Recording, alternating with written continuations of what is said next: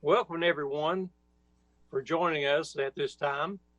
I would like to call our City Council work session on this Tuesday, August the 25th, 2020 to order. Tara, would you please call the roll? Yes, sir. Turner? Yes. Feierabend? Here. King? Here. Powers? Here. And Luttrell? Here. Mr. Sora, would you please introduce our staff and guests present electronically? Yes, Mayor, I'd be glad to.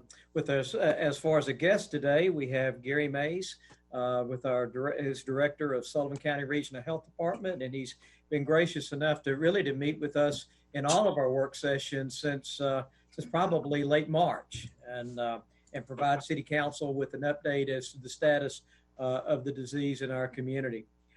From a staff standpoint, we have Matt Bailey with us. Matt is our new chief building official. Matt replaced Carl Cooler in December, and this may be the first presentation that Matt has made to the City Council. So it's a good opportunity for City Council to meet Matt, and then also to get the construction activity update that we're pretty excited about. Also, Tim Beavers, Terry Napier, John Luttrell, Tara Music, Danielle Smith. I think Tom Anderson is also on board. So from a staff standpoint, we're here along with Sheriff Young, who will be making a couple of the presentations here today. So with that, I'll give it back to you, Mayor. Great. And at this time, I'd like to ask our city attorney, Ms. Danielle Smith, to lead us in discussion of conducting electronic meetings. Thank you, Mayor. As I'm sure you guys have all heard me say by now, the governor has suspended certain provisions of the Electronic Meetings Act to allow governing bodies to meet electronically without having a presence physically together. In order to take advantage of that suspension, the City Council should make a determination that it's necessary to protect the health, safety, and welfare of Tennesseans in light of the COVID-19 outbreak that City Council meet electronically. At this time, it would be appropriate for the members to discuss whether they believe that meeting electronically is necessary and vote accordingly. And I would suggest that you have a roll call vote to memorialize everybody's findings on that. And at this time, if you guys have anything to say about that, this would be the time to say it. Hearing no questions, I'd ask Tara to call the roll, please. Okay. Turner? Yes. Feierabend? Here.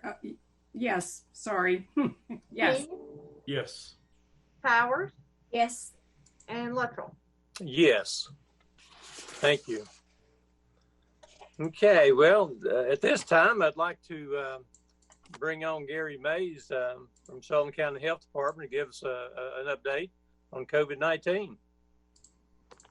Thank you, Mayor. And also thank you, council members of Bristol, Tennessee, and appreciate the opportunity to be with you this morning, and always appreciate City Manager Bill Sora and all the City of Bristol staff and team. They're wonderful to work with, and they always respond with us at the health department timely and quickly, and so cooperative, and can't tell you that goes a long way in our response.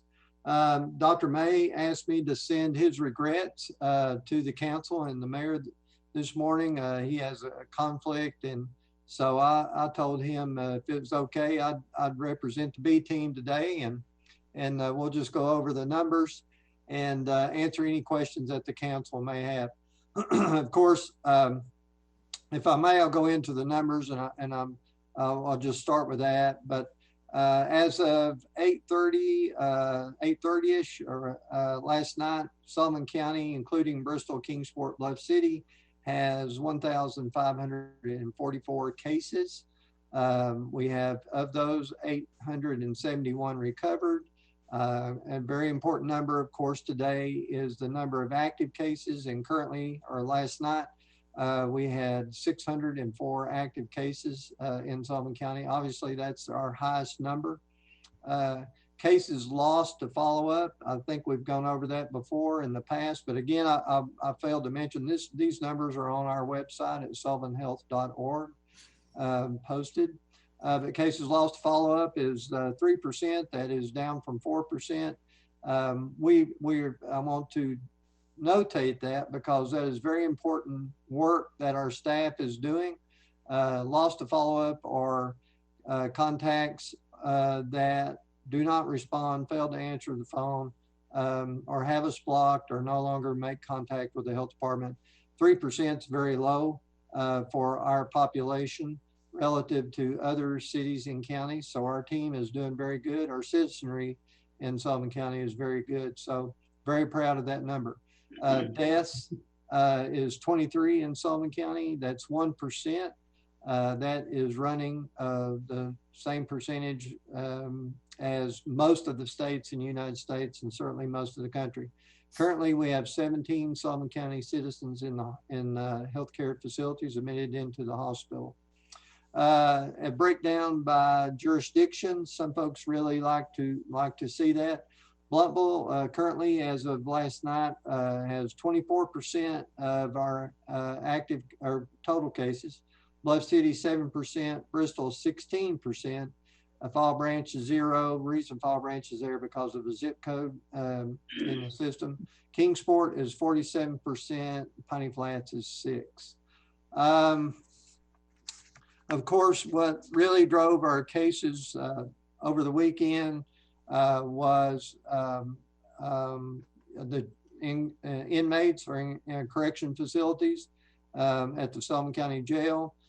We have 175 cases from inmates there. We have a total case cluster there of 199. 24 of those are staff members at the Sullivan County Sheriff's Office that are tested positive. So we are, in fact, meeting with the jail, continuously meeting and working with them, coordinating efforts as much as possible. And I will tip my hat to the Sullivan County Sheriff's Office and their staff for doing the very best they can with the situation that they have.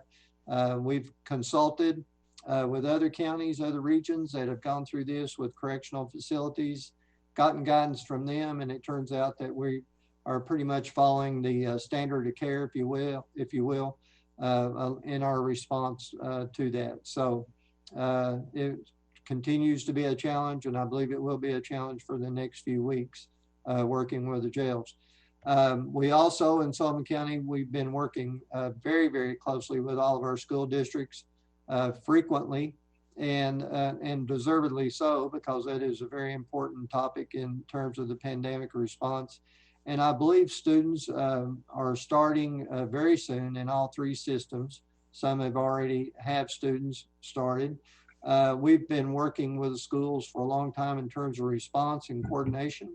Should we have outbreaks or cases in our schools? Currently, we have 7 clusters in our school systems, and that's mostly related to school-based sports teams in Sullivan County. And so we think we're as prepared as we can be in terms of the public health response. The school system has been working, as I said, and it's worth repeating, very, very hard on trying to make our school system safe and safe for our staff and students. And so we feel we're as ready as we can be to get our students back into school and deal with the cases as they come up appropriately. With that, I believe I will just let Mayor, if I may, just let you all have an opportunity for questions. And that is my summary for this morning. Absolutely. Thank you, Gary. Any questions for Gary?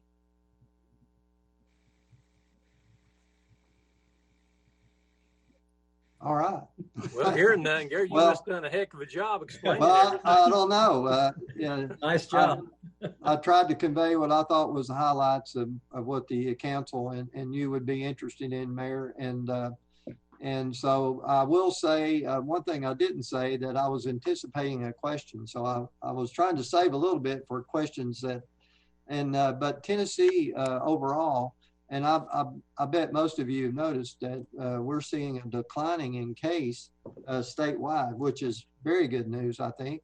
And without our cluster, our large cluster over the week, our R factor was looking good, and so on and so forth. So the cluster does skew the numbers if you just look at the website, but overall our numbers are looking better across the state, and I think in Northeast Tennessee. So I hesitate to share this in such a public venue, but I am optimistic that that we are going to continue to do better.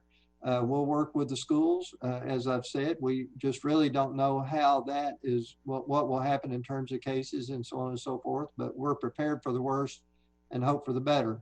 So there are some good news, good data points out there, and can't help but feel optimistic at anything good right now. Just you want to embellish that, right? Absolutely. Yeah, we're definitely trending in the right direction, and you know, it's very important that we share this, you know, to our community. I think Margaret has a question. I just was going to say, we have, I would think that without the cluster, some of the downward numbers here as well as across the state coincide with increased mask wearing. So that is critical that we keep that up, particularly with kids in school, that we encourage people to continue with mask wearing when in public and exposed more to people around you. And thank you for bringing that up. I don't want to protract the meeting, but I think there are three things that's really helping us in our state efforts. One is the mask wearing mandates, particularly in the larger metropolitan areas. In Northeast Tennessee, I think has led the way across the state of Tennessee, especially in Sullivan County, with our cities and our county working together without question. Another thing is the funding for additional manpower, contact tracers, and epidemiologists throughout the state of Tennessee, and get our arms around contact tracing in quarantine and isolation is improving our response and across the state of Tennessee. And also our hospitals in our hospital system, Ballad, Northeast Tennessee, is building capacity and have been managing the hospitalizations very well, and managing, of course, those that are critically ill, sick. So I think a convergence of three important things coming together is helping our numbers. Gary, I have one question regarding the jail. Are the inmates down there, or residents, whatever we want to call them, are they required to take this test, or can they refuse the test? They absolutely can refuse to take the test, just like any citizen can refuse to take the test. It is not mandatory.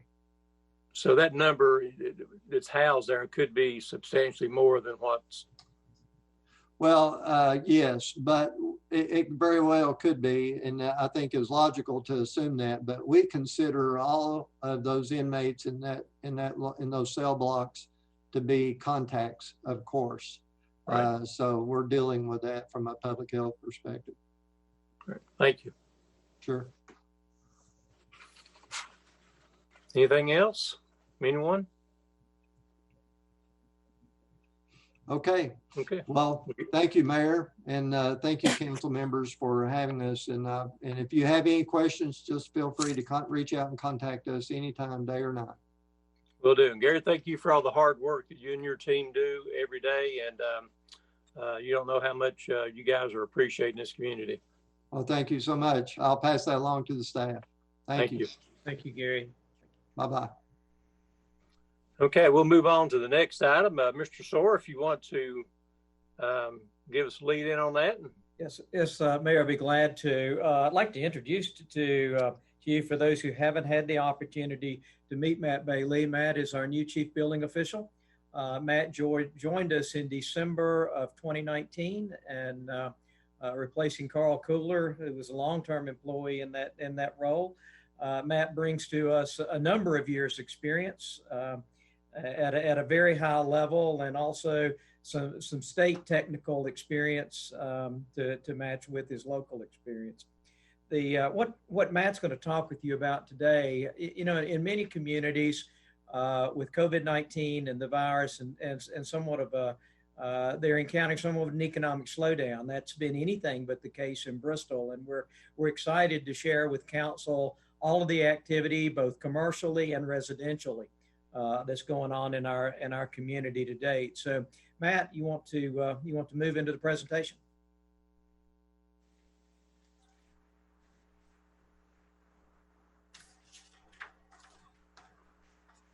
Can you hear me? Yes. All right. Got the update on construction activity, pretty much everything that's been going on since March, concentrating on ongoing stuff since March through this month, August. We've got a total of about little over $94 million worth of projects ongoing right now in value, with over 80 million of that in commercial projects, and then the remaining almost 12 million in residential projects.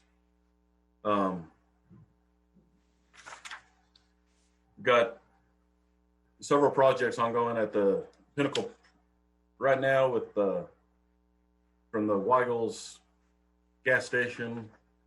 It's a $2 million plus project. The First Bank and Trust, they're out there putting their roof and stuff on right now. That's a $3 million project. The Five Guys, which is a tenant finish out, that's directly across from the Johnny Brusco's restaurant. That's a $300,000 project. The Merck 423, I really don't have information on it at this time, other than I know that there's a project named that's going to be showing up to get started.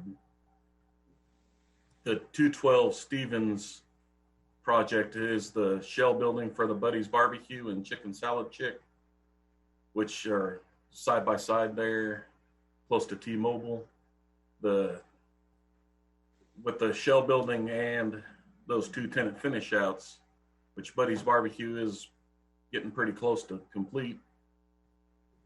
And that's a couple $1 million project in itself between all those. But T-Mobile, they're up and open for business. The Salad Works is a salad restaurant that's going to have various salads. Is going to be taking up half the space that I don't know how you pronounce that, Versana or whatever, that was previously in there, occupied. I'm sure I butchered their name. And then Bass Pro Shops is just started a very large interior remodel of the space, over $1 million in work that they're going to be doing.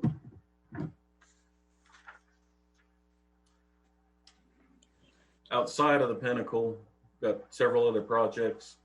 The Friendship Chrysler Jeep Dodge Ram, tongue twister to try to say that. That's over a $7 million project. Then Friendship Volvo Hyundai, which is taking up the space that the Chrysler moved from. It's a $1 million project. Universal Self Storage is right there on State Street, next to the apartments and everything going in. That's almost $1.5 million. The U-Haul project is occupying the space that was previously Kmart, and that's a $800,000 project. The big purple monster down the street right now going up is the Holiday Inn with the purple wrap on it right now. It's a $8 million or $18 million project. Not used to hearing my voice for this long. The TVA Credit Union down on Volunteer Parkway. It's a $2 million project. It's well underway. It's going to be getting to the interior work and stuff here now. the Bristol, Tennessee Middle School. That's ongoing project over there. It's over $36 million. Honeydew Franchising Group. It's corporate offices going in there at 704 Anderson Street, which is the old house there on the corner. They have it at a value of $100,000. It's what it started out as. I think we've probably gone past that at this point. I don't have an updated number, but they're moving along pretty good on that and doing a lot of work. It's looking pretty nice on the inside. Taco Bell for West State Street.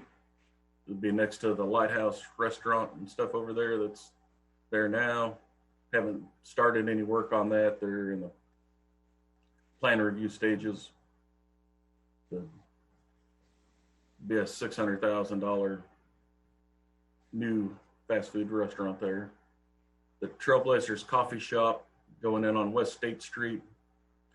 Was previously a used car lot.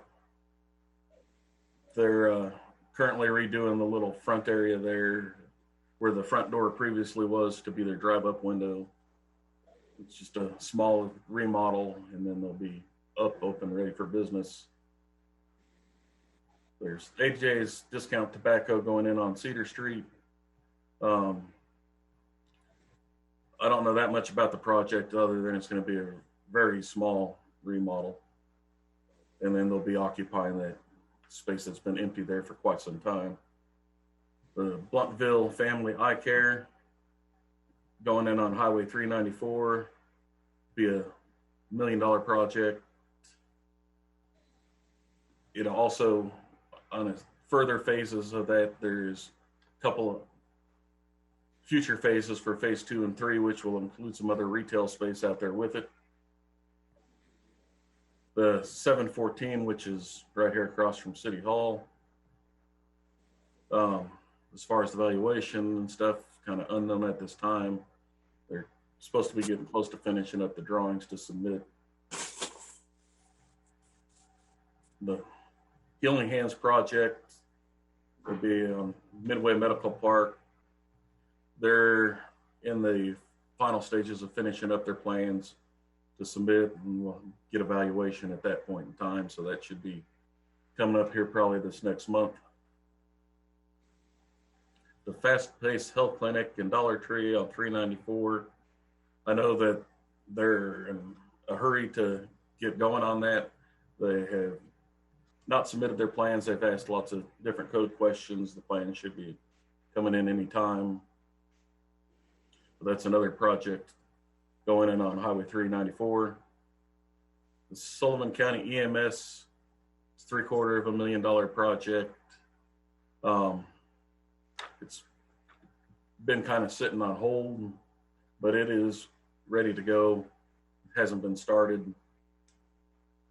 Eastman Credit Union, it's a parking lot addition. They tore down some stuff that was on the lot next door to expand their parking and put out a new ATM, drive-up ATM. It's a $500,000 project. Bowling's Auto, which is down near the Mad Greek.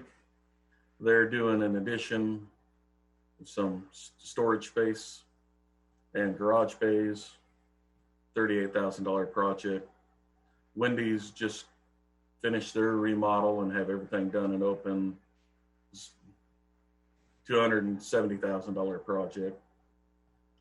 And then the Tennessee High School has been doing a bunch of renovations, the roof replacement, repair work to rotten, trim work and things like that. It's $1 million in repairs and renovations to the school. And then as far as residential stuff going on, the Stafford Street Apartments there, $8 million project going on right next to the storage place next door in the U-Haul. Matt, do you recall how many units are going in that Stafford Street apartment project?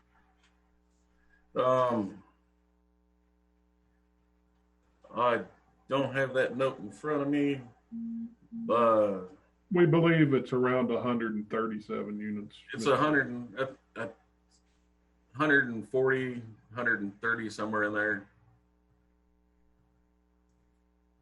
And I Thank you. know I just had that number the other day because I was talking to the state about it. But Okay.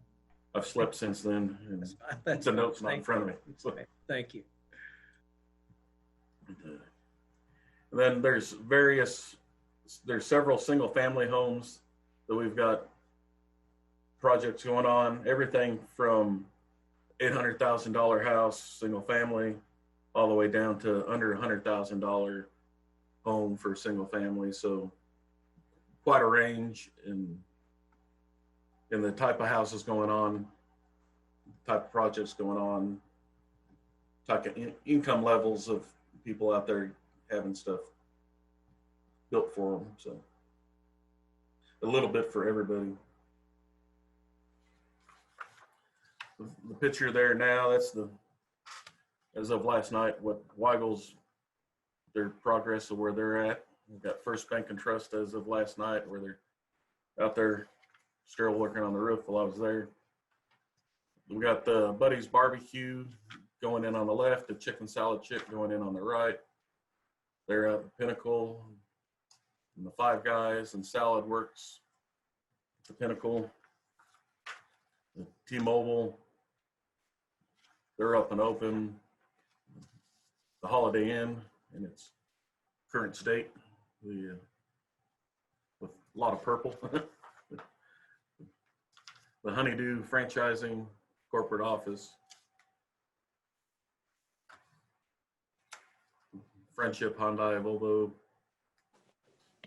The new Chrysler Jeep Dodge Ram dealership. Stafford Street Apartments, the first two buildings out by the street are real close to being ready to occupy. Probably have some tenants in the first couple buildings sometime next month. The Universal Storage Solutions next door to the Stafford Street Apartments. And then the U-Haul next door to that. And the old Kmart building. Still got a lot of interior work to finish there, but let's move along. The future location of the Taco Bell on West State Street up by Lighthouse Restaurant and KFC. There's the Trailblazers Coffee Shop, kind of what it's going to look like, but just doing a little bit there for the drive-through window, and then a lot of cleanup work and some interior remodel work to get them open. The TVA Credit Union, exterior pretty well complete. The Wendy's, they're up and running and everything finished there. It's location of the Bluntville Family Eye Care. That's rendering of what the proposal is for it to look like. Location for the Dollar Tree and Fast Paced Healthcare out there on 394 also.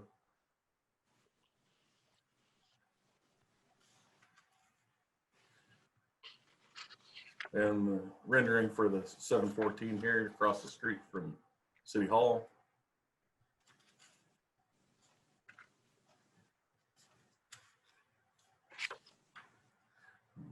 Healing Hands project out on Medical or Midway Medical Parkway. Should have some dormitory space for some of their students and some. And then the Bristol Middle School in its current state as of last night.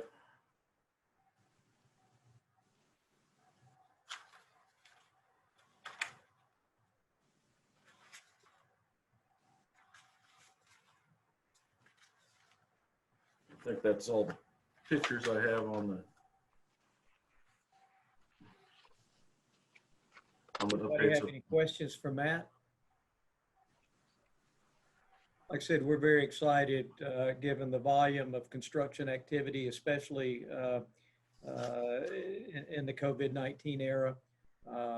And we're excited about the residential activity that you're seeing there all across the various price points of that. So, and the multifamily units certainly at Stafford Street.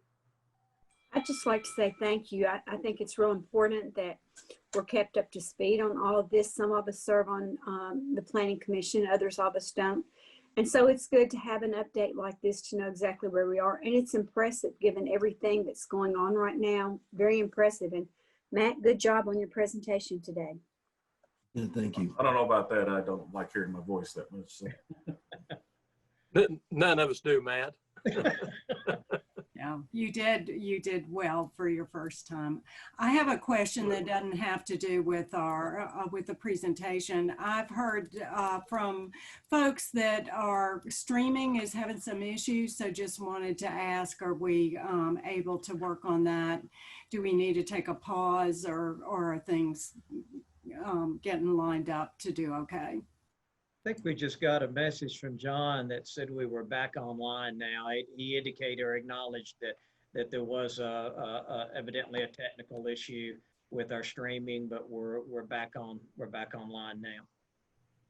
Yeah, I believe that was something going across the region with all the extra heavy use with all the schools opening up and everything. I believe that's a result of that. Yeah, we're very lucky that yesterday with Zoom down across at least the nation, if not around the world, at least today we're on. So that's great. Good. Very exciting. Thanks, Matt. Any other questions for Matt or Mr. Soar on this? Okay, hearing none. Mr. Soar, if you want to lead us into the boards and commissions discussion.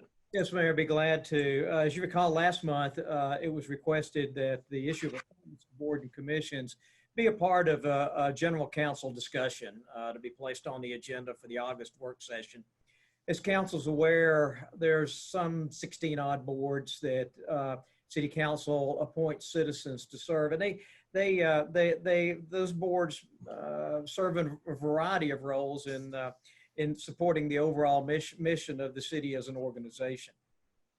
Of those 16 boards, there are 5 boards which have regulatory or even quasi-judicial types of roles, and these include the Beer Board, the Board of Code Appeals, Board of Zoning Appeals, the Planning Commission, and a Better Property Board. Then there's also 4 additional boards that serve an economic development role, such as the Industrial Development Board, the Power Board, Bristol Housing and Networks. So it's very important. While all of our boards are important to the overall mission, these 9 boards are very important in terms of the regulatory, their economic development roles that they play. So appointments to those boards, they need to be well thought out, and seeking individuals to serve on those boards that would have a unique set of qualifications that would make them suitable and desirable for participation on those boards. As we've, as a staff, have gone through the boards, and each of the, especially the boards that serve the regulatory role, they're established either by state statutes or city codes or both.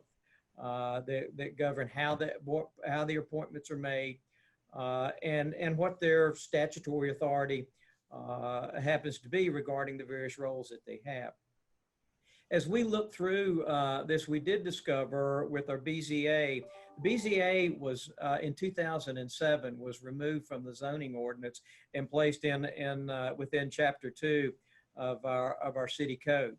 And at that time, it established that the BZA would be comprised of 5 members, and that they would be appointed to serve 1 through 5 in their initial installation. They would be 5-year terms, 5 members serving 5-year terms. In their initial appointments, one member would be appointed to serve 1-year term, 2-year terms, 3 years, and 4-year terms, and so forth. This council is very familiar with these types of appointments as you're reconstituting or constituting a new board. That in 2007 did not happen that way. So currently we have 3 individuals on the BZA whose appointments are tied to one date. And I think there's an expiration there of June 30th, 2023. And then we have 2 members of the BZA that their term of office would end on June 20th, 2024. TCA does require that these particular board members serve on an annual. They serve 5-year terms, but there should be a person rotating off that board on an annual basis, much like our power board and our planning commission and so forth. So one of the things I think that we need to talk about today is how do we bring that board appointment process back in line with both our ordinance and state statutes. So with that, included in your information today is a copy of all of our boards and commissions, the statutes that created those boards, the board members and their term of office, and their meeting frequency and responsibilities. All of that's included in the information that was provided to you on board docs today. So with that, I think Mayor, I'll send this back to City Council for discussion and any questions you have with staff. I've got a question. So there are additional boards. So are they like recommending boards, or how would you categorize? Or are they just whatever they are, each one of them separately? Yeah, there are additional boards. The library board, for example, Right. that City Council appoints citizens. Parks and Rec. Parks and Rec. Parks and Rec is an advisory board. Right. The tree board, for example, is Right. an advisory board. It's not Right. a regulatory board. So there are a variety of roles that are very important to the overall mission of the organization. But then there are certain boards that have a regulatory role, and while all boards should be comprised of individuals with certain skill sets and certainly certain interests in serving on those boards, there are certain boards that I think council needs to look very hard at the qualifications of the individuals. So one thing for us to talk about would be even to redo our booklet. Right now it's in alphabetical order. If it were grouped in this way, so that you've got the regulatory ones and the whatever, and Advisory. advisory and the economic development, to group them that way so that it helps us look at them that way. I feel like that could be very helpful to be able to really look at them more in light of what their purposes are. So that we can talk about that, but that's just one minor suggestion that I would have, is to, as we're thinking about it differently, that we take that action. And that's just a staff. That doesn't require anything other than recommending. That would be good. Well, I would say that, I mean, when we're talking, since we're talking about the BZA here, we have more than just this issue going on right now. We've got, by state statute, are required training every year. And if they do not get that training, then they can be removed from the board. And, of looking at this, and I asked for the information of who had training and who had done their training and who had not. And there's only, in the last 4 years, there's only one person that has completed that training on this board. And all of them have done some. I mean, and, I think that if I'd looked at this and there'd been zero training, then I would kind of go to staff and say, well, no one has done this. But everyone on the board has done some training at some point, not to what the state minimums are.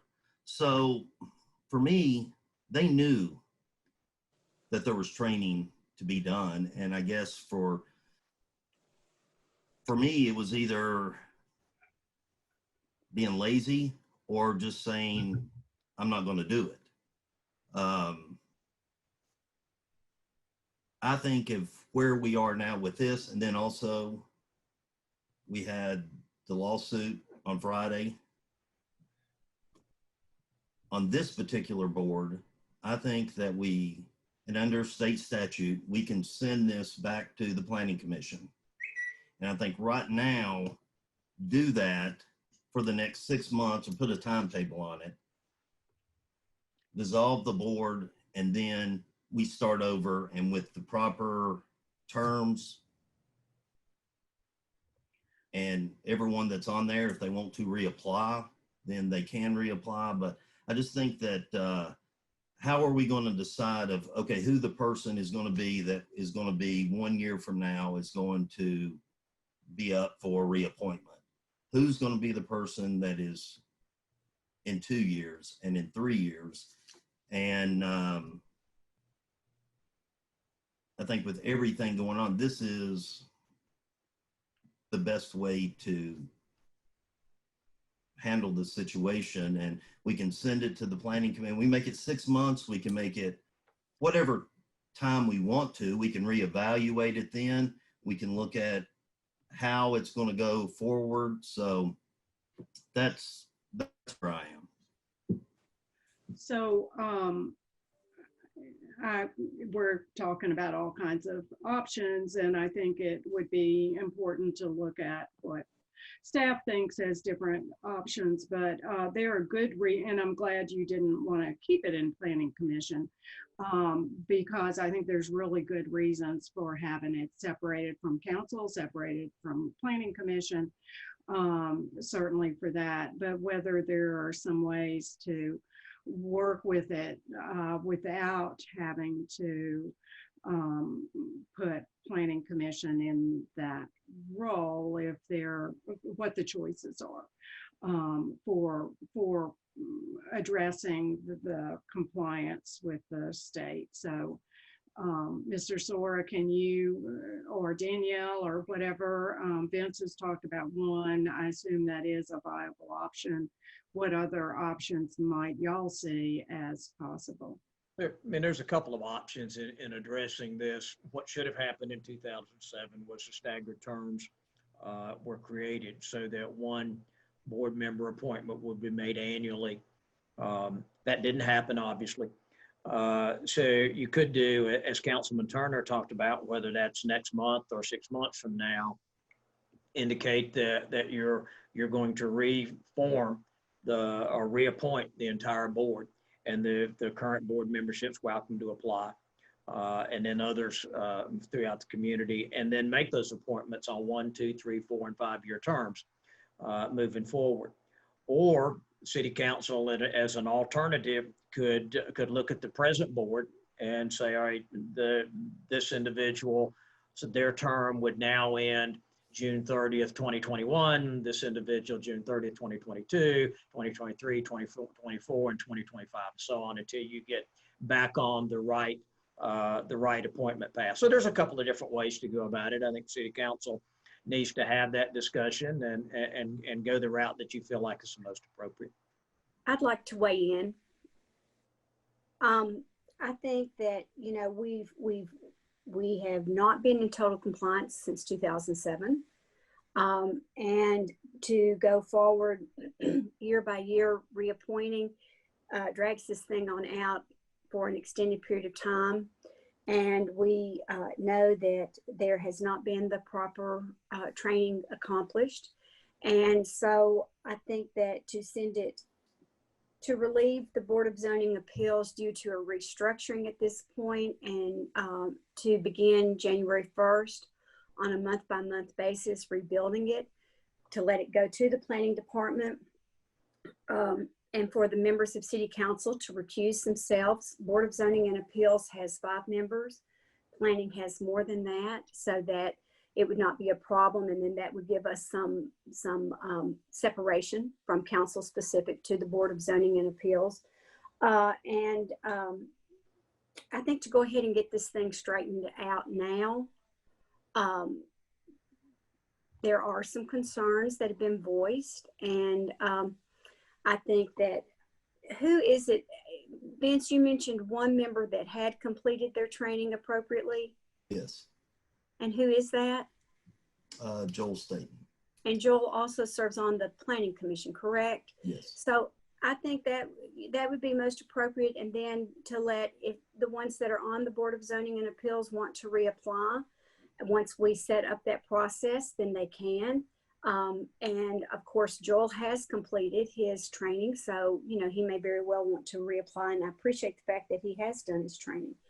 But I think it's been a long process to get to this point where we're not in compliance on two different fronts. And I would prefer to see us address it head on, get it straightened out, and move forward. So if we followed that route, is it possible to move faster? So if we took applications September, October, so that we could have it sooner than January. And the concern is not just for council. The concern is Planning Commission makes decisions, and those are then, so you're serving as the original decision makers, and then you become the jury. Or so there's a little concern about playing two roles. And Danielle's lit up, so she might answer a little bit. Just to address the timing, currently our city code establishes the Board of Zoning Appeals and sets out its jurisdiction. So if you want to change that to the Planning Commission, at a minimum, you're going to have to repeal sections of the city code and replace it with a section designating the Planning Commission as the Board of Zoning Appeals. And so you're talking about 2 readings, 2 months. Okay. It wouldn't be effective until October, 17 days from October. Sorry, I'm looking at the October meeting. Right. But you get the gist. It would be October 20th or 21st, around there, before it would be effective. So that puts it out to November, the holidays being December, which is why maybe to land on for our January meeting to begin the reappointments and do an appointment each month for the following 5 months. And then that way the Board of Zoning and of Appeals could reconvene by the 1st of June. No, why couldn't we go ahead, if we're waiting that long, that's plenty of time to take applications. So we appoint them all in January. But then what do you do? Draw numbers as to who serves what length of time? Yeah, we do that on a regular basis when we have people. We have 1 opening, 1 incomplete term, and 3 applicants, and we determine who gets the unfulfilled term. Yeah, I think we can do that. I wouldn't want to do all 5 of them at one time. I think that if we did them at least in 2 or 3 different sittings, we would have more applicants. I think that to get the most applicants and best quality of applicants, it should take place over at least 2 sittings, if not 3. You would still have to appoint them to staggered terms. Right. Initially. So, somebody would only get a 1-year term initially, and in order to comply with the state law requiring them a term expires each year. Right. If you're thinking in terms of keeping the BZA as an entity and not shifting that responsibility to Planning Commission, there would be no need to amend your ordinance. I would suggest if you want to totally reappoint the board, you do that on a faster pace than 6 months. Well, we've got 2 months where we've got readings. No, not unless if you're just going to reconstitute the board, you wouldn't. If you want to move that responsibility of the BZA to the Planning Commission, then you would have the 2 ordinances. But then you've permanently done that. But then if we have anything that comes up in the meantime, while we're doing this, then, and that was my reasoning for sending it back to planning for the time being, if something comes up, then where would it go? Well, you couldn't take it back to the Planning Commission until the time had process had been served. In other words, the 2 readings, the 17 days and so forth. I think you could get to where you want to go if you want to replace everyone on the BCA at this point. You can, or at least reconstitute it. You can get where you want to go by making that decision in that same timeline and have them appointed within 2 months without having to do the process of empowering the planning commission through an ordinance. Does that make sense? So you Yeah. just put off anything that would come up, then nothing would be heard, or no appeals could be heard until the board was Well, Vince, until your ordinance designating the planning commission as the BZA is actually final, the BZA is still impaneled and is still operating. So Right. anything that came up between now and October 20th would go to the existing BZA. And so I think what Bill is saying is that if you want to temporarily vest that power in the planning commission, you're actually talking about 2 readings on the front end and then 2 readings on the back end to take it back to a BZA that's been reconstituted. So that's a long process. Whereas we could start advertising, decide if we wanted to appoint anybody in September, or advertise and start. And Lee, if you wanted to do that, we appoint 2 in October, 3 in November, then it's reconstituted and ready to go by the end of November. If you wanted to do it that way. Danielle, how often do we have things that come before the BZA? Do we know of anything that's coming anytime soon? That would be a question for Tim Beavers in terms of what might be coming. I'm not aware of anything that has been filed. I think that in my time here, the most times that it's met in the calendar year has been 4 times, and we will often go a year without having any activity on the BZA. Yes, currently we do not have any applications to go in front of the BZA. So at the minimum, it would be, if we did receive one now, it would be on the October BZA meeting at the earliest, just due to the time frames. And I think to reiterate that this is something, because these are state statutes that we're not complying with, and we've found out that we are not in compliance and need to get them corrected. And there's more than one with the terms of, like I said, of where with the training. And I just think that ignoring it's nothing personal with anyone on the BZA or anything else, but that we have got to get this corrected. And I think it's at the end of the day, it's on us to make sure that this is correct and is done properly. I think Malin, what do you think? I was going to say, I totally agree with that we have to get this corrected as soon as possible. And I think the method that we've been talking about of going ahead and proceeding with the board as is until we restructure, I think that's probably a good direction. I think so it's too late for our September meeting because That today's is correct. the deadline. So if we advertise now and say we want to replace, we could decide 2 or 3 or all of them, or all 5 in October. And I assume we wouldn't have to select all 5. And anyway, if we aimed for October for some choice, either 2, 3, 5, whatever, then do they have to wait 17 days before it's immediate?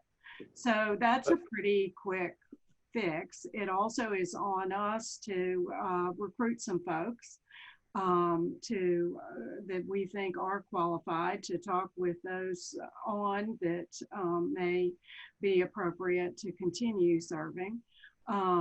Anyway, that's what I would support, is working toward the October appointment, and not do the formalities of putting it on the planning commission and moving that around, et cetera. And I think we need to recognize the fact that, we may have some members that's currently on there may not want to reapply. And you also may have some members that may resign immediately as well. So we will have to be cognizant of that and making sure we have a plan in place to address that. Chad, what are your thoughts? My thoughts is we do need to have the BCA board. And I think the middle of the road here is about what Margaret said, is to appoint 2 or 3 in October and 2 or 3 in November.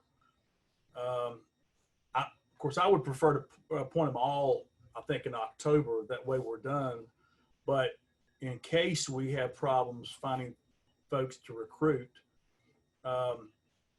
we could stagger it over 2 months. And then I think also too is you want to stagger them out, as you mentioned, 1 to 5 years.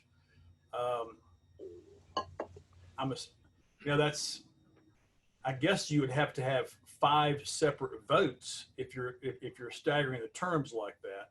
In other words, this will be for a term for 1 year, serving on the BCA starting October 1st. So it would have to be 5 separate votes. But to me, that's the fastest way to rectify the situation.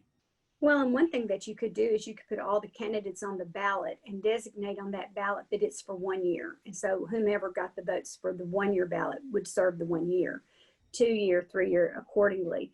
And then the next, if that's the way that we went, then the next thing that I would want to be assured that we do is that whatever training is required to be on the Board of Zoning Appeals is that it is immediately made known and that there is a deadline for it to be accomplished with staff oversight so that we are assured, because the decisions that are made by the Board of Zoning and Appeals, they are very impactful.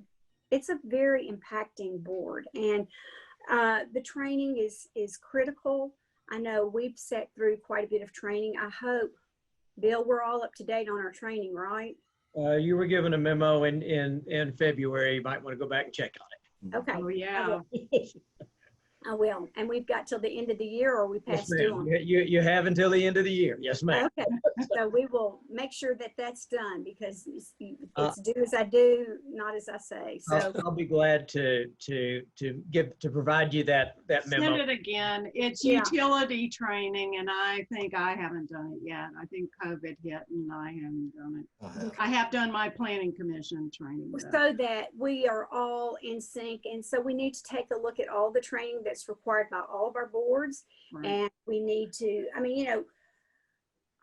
be sure that everybody is, in compliance with where they need to be with training. And so with the BZA coming in, that they are immediately where they need to be in a timely fashion with the training to make the decisions that need to be made. Yeah, and that's with all the boards. I mean, I've Right. asked, Yeah. I sent an email this morning of asking for some of the other boards training and what is required, if on like the Industrial Development Board, do they have training that is required, and what has that, all of them. And with saying that, also, it is not staff's responsibility to babysit. If you're on one of these boards and you're told that you need to do this training, it is not of staying on these people to do the training. And I'm by no means am I saying that. I'm saying that for staff, that you let them know, and then at that point you're going to find out if maybe the people on the board, if they should, because I believe that if they're told that they have to do training, where they either choose not to do it or whatever, then maybe that's not the right person. So, I'm not asking staff to, on a monthly basis, of contacting everyone on every board of that you've not done your training. I think that, you put it out there. And I ask you, Bill, what for the BZA, as far as training goes, I know we have had as city council members, we have had training in Memphis. We've had training in other cities. Right. We've also had training here, in Bristol.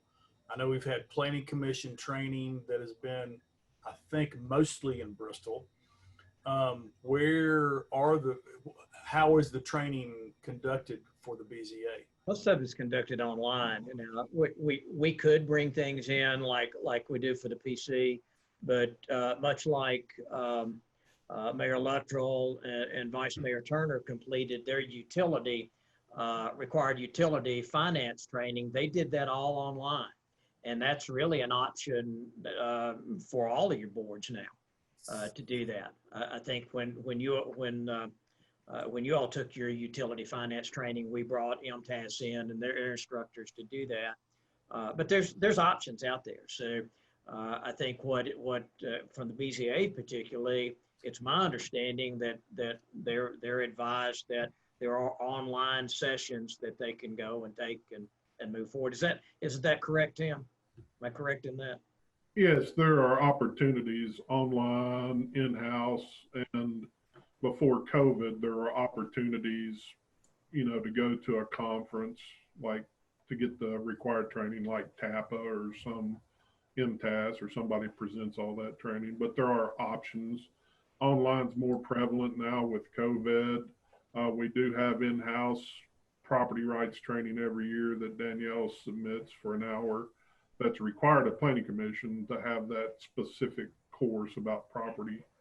But BZA can attend that as one of their required courses also. So, and of all this too, I guess so everyone, this is requirements from the state. This is not requirements from us as council, staff, the city. This is from the state. And so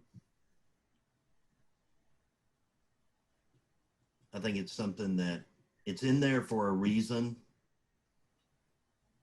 And we need to just make sure of going forward. And like I said, me personally, looking at the information, gathering information, I'd like to see our other boards of the ones that are required by the state to have this training of what that is. And, if there may be some that we need to make sure that we may have to take some actions elsewhere also. So my guess is that there's not a whole lot required by the state beyond the BZA and Planning Commission, but we'll find out. And housing probably has requirements. Electric probably, the power probably has some, but I think a lot of them probably do not. But what I would ask, I think this is a great discussion. I think it'd be good from council that we have set an expectation that all our boards will meet at least one time a year, and that annually they would go over. We came up with, and thank you, Danielle, very much. We have our policies and procedures that govern how we govern. That we look at annually to update. I think that Danielle did some workshops with that when it was created. I think doing that with each of the boards, and some of them could be combined possibly, but going over that at least on an annual basis. So like even we have health and facilities boards and some other ones that, that don't meet very often, but it'd be great if they sit across from each other, see each other, interact with staff minimally at least one time a year. So I think we ought to set something to talk about what our expectations are.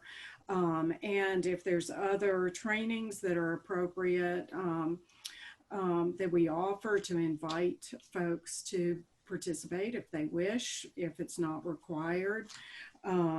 Anyway, I think we can do a better job with our boards. I know on Planning Commission, we do get, and just like Bill sent us and personally nice you mentioned who has gotten that certification, which leaves who has not.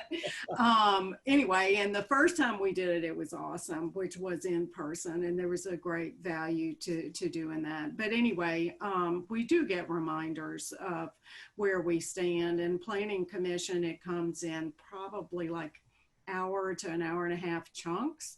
So sometimes it's hard to keep track of where you are with your 5 to 6 hours of credit needed. But anyway, I think training is very important. I think it's also important for us to help folks who are willing to serve to feel like they're part of our city community and that their role is valued. And I think that can be done by being sure that they meet at least once a year, going over expectations, et cetera. So I would just say that I think it's important, you know, we've realized that there are some issues of compliance. This all took place before any of us were in the seats that we're in. And it's, or most of us were. And, thank you. and so, you know, so now we address it and we get it straightened out and we are in compliance and we're moving forward. And, you know, and it's nothing personal. It's a matter of compliance. And so I think this is important and it's a great step in the right direction.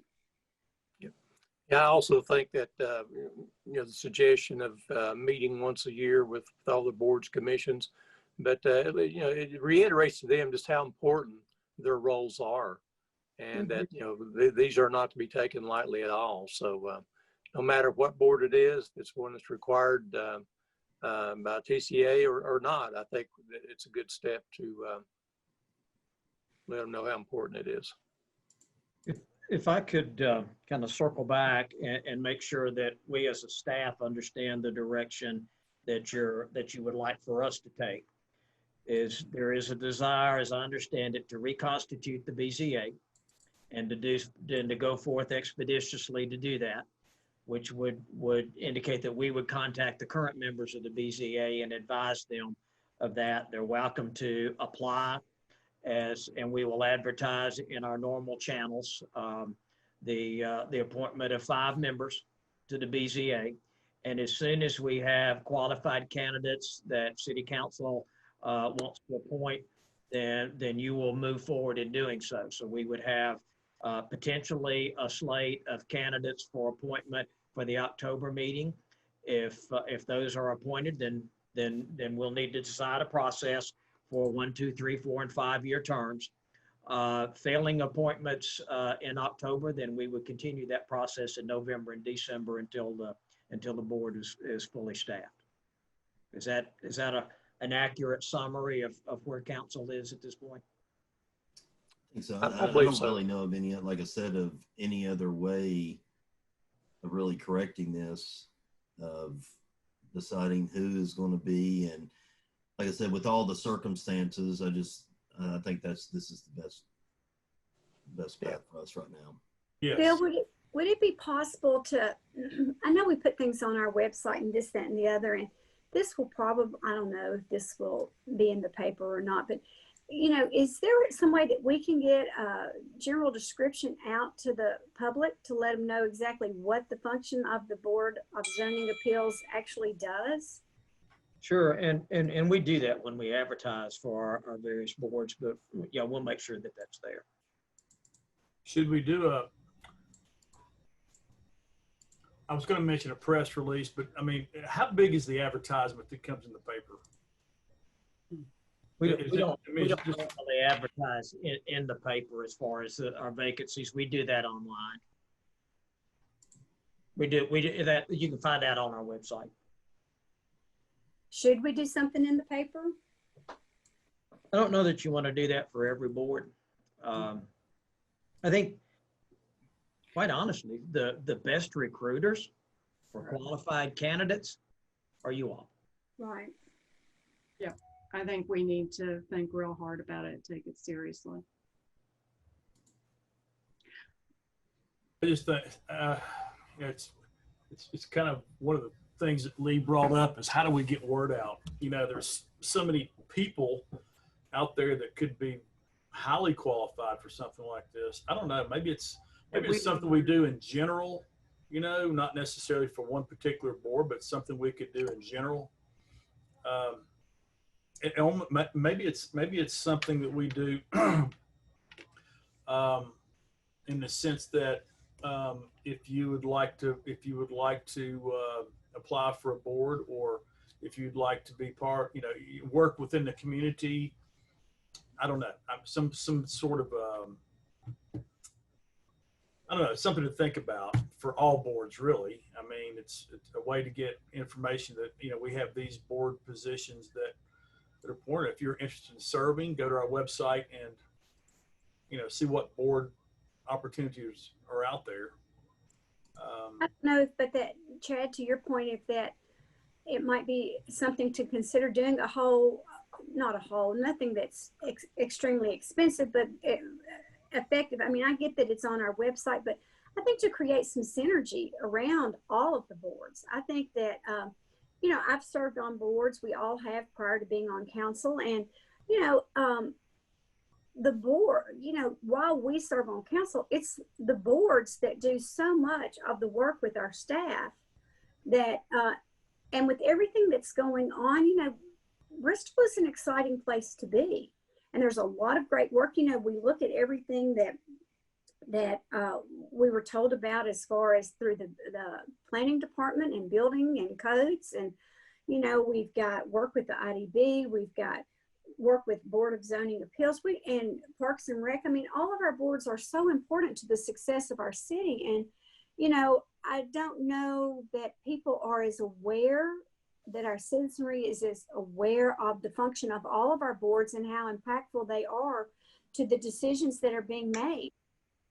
And so if we could mount some kind of campaign about, you know, serving on a board and what all the boards do, and it might be that, you know, there's some kind of campaign put out there to really get our applicant numbers up, and maybe what we could do is ask John and our public relations to maybe think about it and see if they could come up with some sort of a plan that might get the word out. I mean, we need to get the word out about a lot of stuff. Not only our boards and commissions, but, you know, how to do that is. Go ahead. John is a very talented staff, and that would be a good project for them to undertake. Although John is also doing a whole lot of other stuff too, but that doesn't mean so a couple things. One is, if just to ask John for something else, can we get a list of people who graduated from our municipal academy the last 3, 4, 5 years? I think that could be helpful to look at those folks. Also, are we going to attempt to do an online municipal academy, or are we going to postpone, which would be fine. Last meeting, I think, talked about some of our expectations during this time period, maybe being need to loosen up a little bit because of how much harder everything is. The other thing that I would like for us to talk about would be, what are our goals, or what do we value with our boards and commissions? And I'll say that it's great to get lots of applicants, but it also makes our job hard. And I know when I have somebody I know who's been on a board or a commission for an extended time, who's done a good job, but we have somebody new who would like to have the opportunity, and who also is qualified, it's very difficult to make that decision, particularly to decide for a new person to come on when somebody else has done a good job. So I think it would be helpful if we talked a little bit about what we value, so that that can also be communicated, as well as we kind of understand with each other. And what I'm hearing is that the big one is willingness to serve and do what it takes to serve, including training. I would say also qualified, which some of our boards, just being an interested community member is a lot. Other ones, it is helpful if there's other qualifications. Also looking to see, be sure that there's no conflicts, and conflicts can be actual legal conflicts, which have to be identified, but it can also be kind of shades of gray, whether it might be not in the best interest of the person or for our city for somebody to serve. And then the last that I've mentioned recently is diversity, and that's being sure that it's from different parts of our community. It's different stratas, different brings different perspective, also male, female, ethnicity. Just trying to be diverse so we're representative of the community that we serve. So those are one of the ones that I would say that I value. So whether that's something that we can endorse what our values might be, so that we keep those in mind. And I guess I value also experience and board experience. I also value fresh faces and new ideas. So sometimes that's hard. Well, and part of this is where, I mean, my own personal policy that unless, you know, I have a conversation with them prior to our meeting, then which, Vince, I think that's fine, but I think that responsibility is as much on us as somebody, because that's a new policy. And it's just my policy. I mean, it's your policy. I mean, and I'm going to try and send out an email and there's some coming up that I have not heard from. There's others that I have heard from. Right. And I've sent an email out to set up a time to discuss it. And right. If they if they choose to contact me, fine. If not, then that's okay also. Right. I think as long as communication. I've tried to talk to people prior to city council meetings, no matter what. Sometimes I have failed. I'd say my overall is probably 80% of talking to people. And I think I shared one of the other time I've learned a lot with talking with people. I had some great conversations, found somebody who I felt was more appropriate for a different board that's worked out great. Yeah, I think that's awesome to reach out to people and let them know, because so that they have opportunity to reach back. I think that's great. Yeah, I think in a lot of situations, like most businesses, it's good to get fresh ideas and new perspectives from people coming in. Sometimes, we can all get complacent in what we're doing. So we need that freshness from time to time.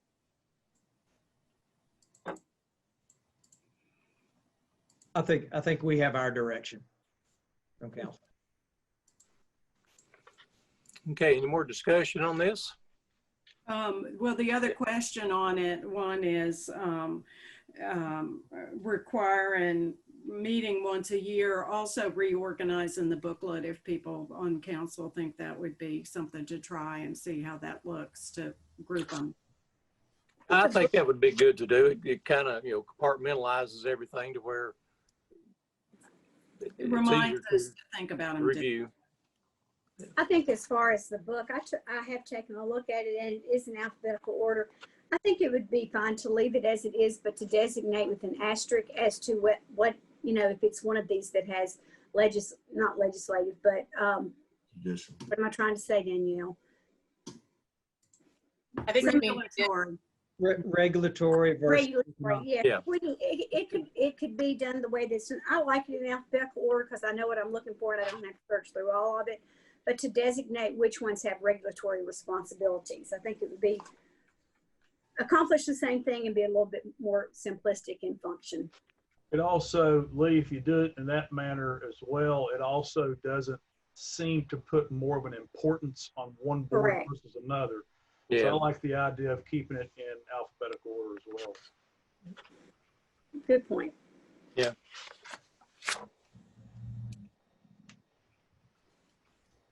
Anything else?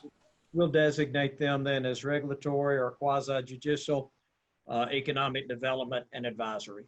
Sounds good. They're generally going to fall in one of those three categories.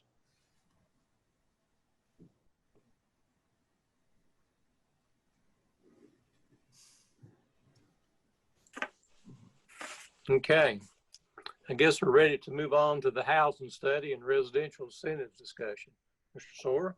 Yes, Mayor. Really over the last several months, we've had a lot of discussion during work session regarding our housing inventory, our price point, the types of housing that where we have a deficiency. We've talked about building codes. We've talked about energy codes. We've compared where we are versus nearby communities. We've looked into the legal research. Danielle has provided you all information regarding where she believes the statutory authority clearly lies to do certain things. And then we've asked questions of the Attorney General regarding those areas where there's not clear statutory authority. We haven't received the response back, but it generally takes 3 to 6 months to get a response back from the AG. So I think we will get a response back to those questions by fall. And certainly we would like to have that in time, that if we don't have the authority, we can craft some legislation consistent with your desires to hopefully get that authority. Other things that we've done, we've engaged the Housing Authority. They spoke with you all regarding tools that they have in the toolbox to incentivize or stimulate the development of low and moderate income housing.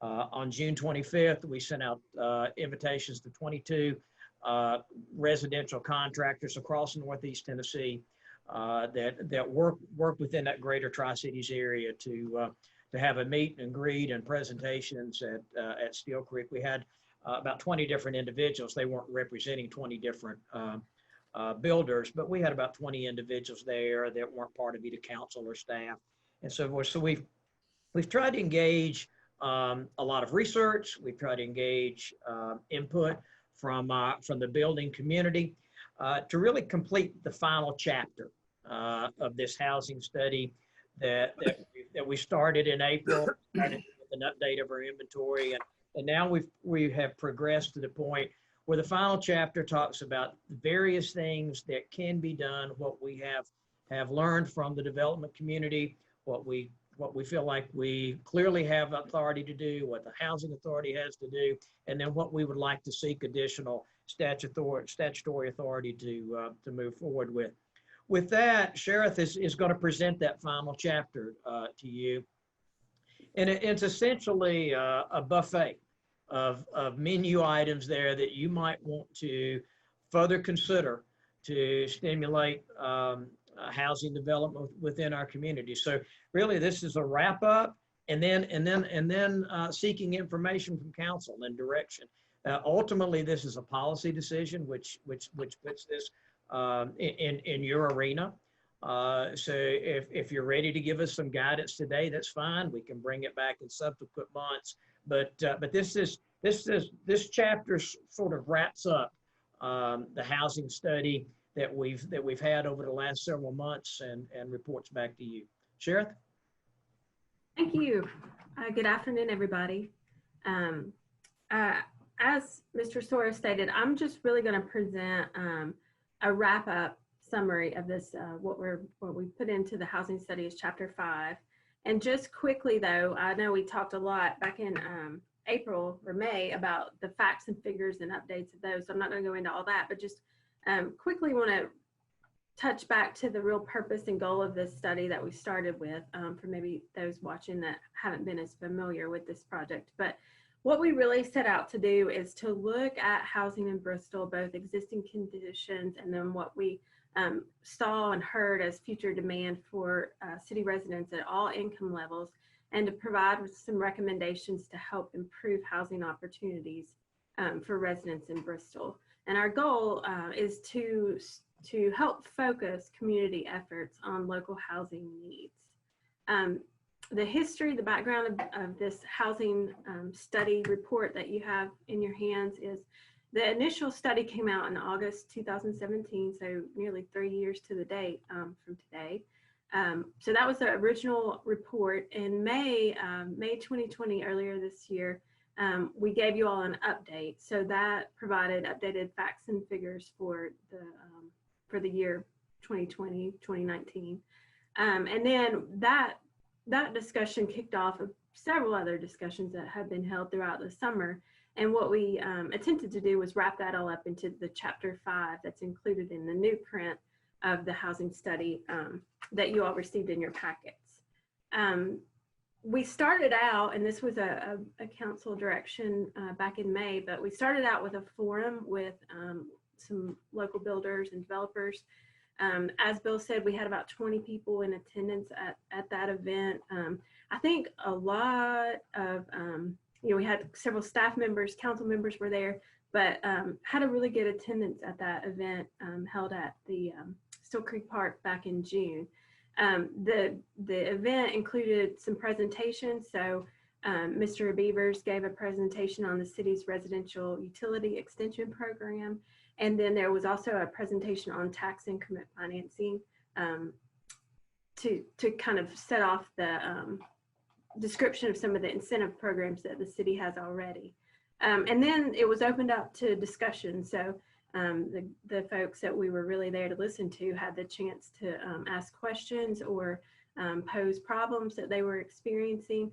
And the 3 bullets here really describe the substantial discussions that were held publicly at that event. So one was, can the existing residential utility extension program be expanded to multifamily projects? The second was the discussion of building code requirements. And so I know that's been a topic of discussion for City Council over a number of meetings, but compared to other cities, what do people experience in Bristol as far as code requirements? Some feel that the energy code, and some at the meeting felt that the energy code is a problem or a challenge in building in Bristol. Another person in the audience said, well, I don't know that that's the problem so much as it is that the appraisers don't have reliable, comparable sales information, so they're not able to communicate that value when they appraise the property. And then some, we actually had another person who builds some homes here in Bristol that expressed a challenge of the blower door test, not so much the energy code. And his concern is just that in meeting that air blower door test, that homes they're going to be too tight and cause moisture problems in the future. So those were some of the code discussions that were had during that meeting. The question was asked about higher end homes. What can we do? How can we encourage construction of homes at that higher end? And we did have a person in the audience who has definite experience with custom home building.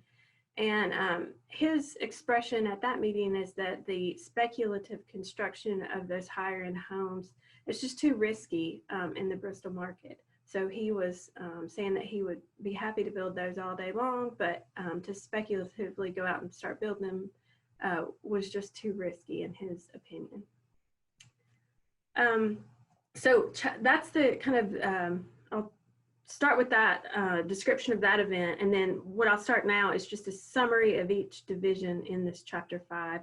So how we kind of broke down what we've learned this summer and kind of sorted them into actionable items if council chooses to tell us to take some action on these. So the first division is to not only expand, but market the existing incentive programs that are in place. So the first is that residential utility extension program, which was initially created in 2017.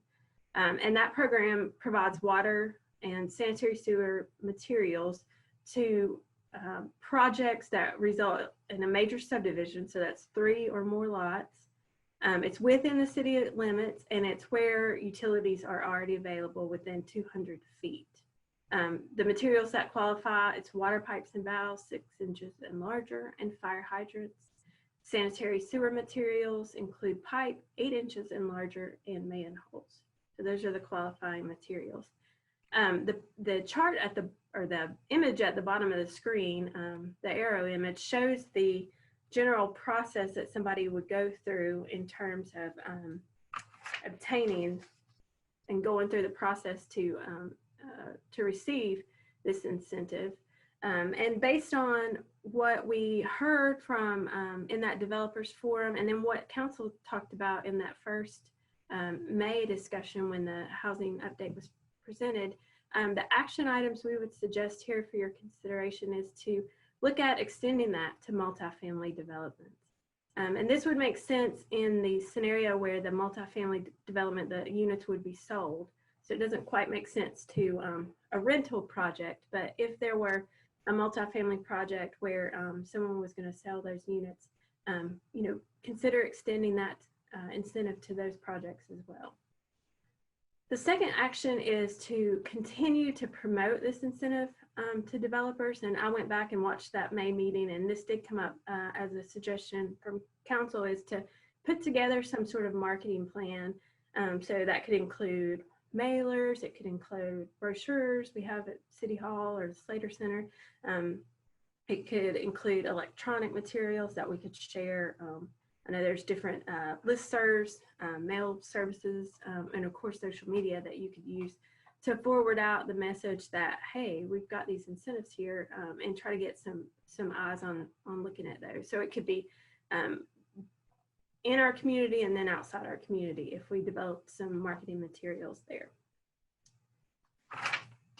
The second item under the expand and market existing incentive programs is related to the redevelopment districts and tax increment financing. So back to the 2005 redevelopment plan, which identified certain areas in the community as either development areas or study areas. There are two here, and these are actually redevelopment study areas at this point, but there are two areas here that might have some residential interest, and that is the Weed and Seed area and the Hillside Avenue Brewer Road area.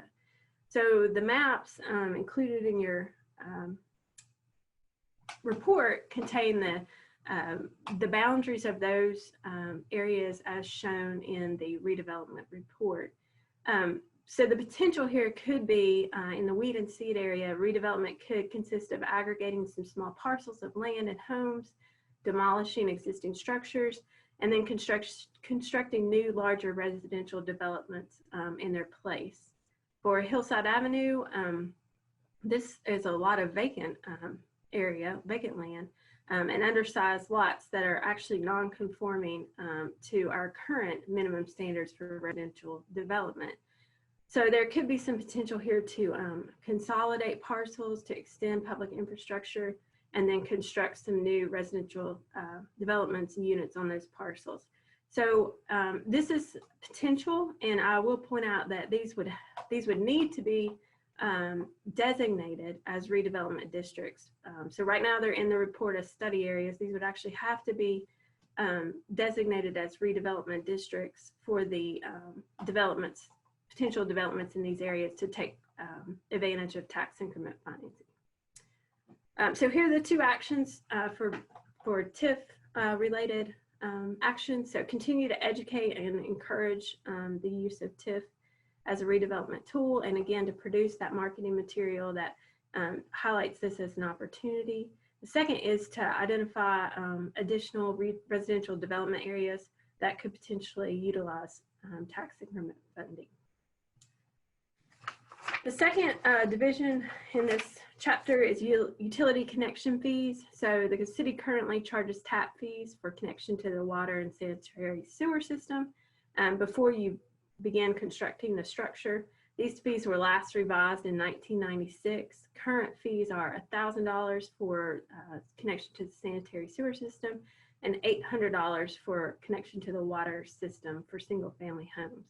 So a potential idea to incentivize and encourage development within the city limits is the tap fee for a developer installed utilities is $100 for connection to the sanitary sewer and $100 for connection to the water system. And then to say that if you take advantage of this incentive, you likely would not be qualify for the materials incentive policy as well. So the action item here is to consider implementation of a tap fee holiday is what most people would call it. On the next slide, and you all I know have talked at great length about this, but to look at the code, so the building code and then the zoning ordinance as well, and see if there are ways we can tweak or change or revise to make some of these options better for developers. Tennessee recently adopted the 2018 International Residential Code for 1-family, 2-family, and townhome dwellings, with a couple for exceptions. So those exceptions are that fire sprinklers are not mandatory, that the building envelope air tightness testing can be a visual test, the duct leakage test is optional, and the use of fenestration and insulation tables from the 2009 IRC are allowed. They also adopted the 2018 code IECC in regards to, again, 1-family, 2-family, and townhome dwellings, with a couple of exceptions there. The most notable are the 3 listed. So the building envelope air tightness testing can be done with a visual test. The duct leakage test is optional, and the use of the fenestration and insulation tables from the 2009 IRC are allowed.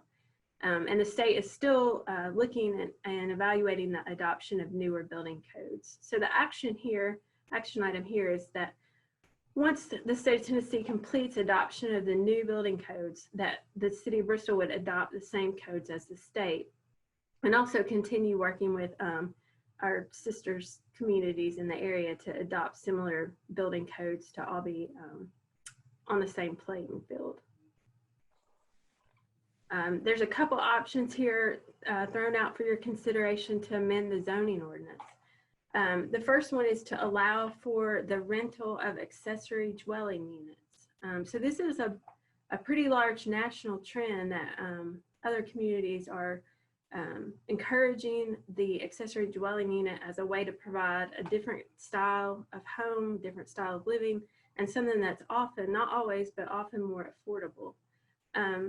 So the issue in Bristol is that the city of Bristol actually allows accessory dwelling units right now in our residential district, but expressly prohibits the rental of these units.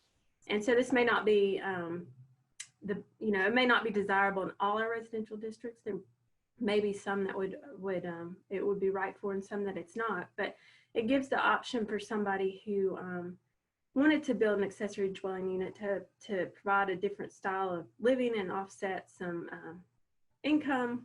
But it also gives you use of a building once, if you built it for a mother-in-law to live in and then she no longer lives there, it gives you some options for renting the property. So that's an option for revising the zoning ordinance. Another is to amend the definition of multifamily unit. Right now, our code mandates that a multifamily unit is 3 units in one structure. So if we amended that, you might get some different style developments. You might get some, like some of the smaller patio home type developments that could fit into that multi-unit, multifamily product if that definition was amended. We put in a bullet here to consider allowing the adaptive reuse of vacant institutional properties that are in our residential zone. So you have some, the school on Broad Street is an example. It's zoned R2. People call quite often about converting it to a multifamily project, but right now that zoning stipulation is going to say you could only have 2 units in there. So there's certain need to protect the neighborhood, of course, from too much density, but maybe considering some options there to allow a little bit more development in some of these existing buildings. And then finally on this screen is to increase the density in the B3 and PBD zone. So current density in the B3 is 15 units per acre, and you're required to obtain a special use permit, which of course is time and effort for a developer in going before the Planning Commission to receive that special use permit. So to look at is there need or is there desire to increase that density and perhaps streamline that process a little bit to save time.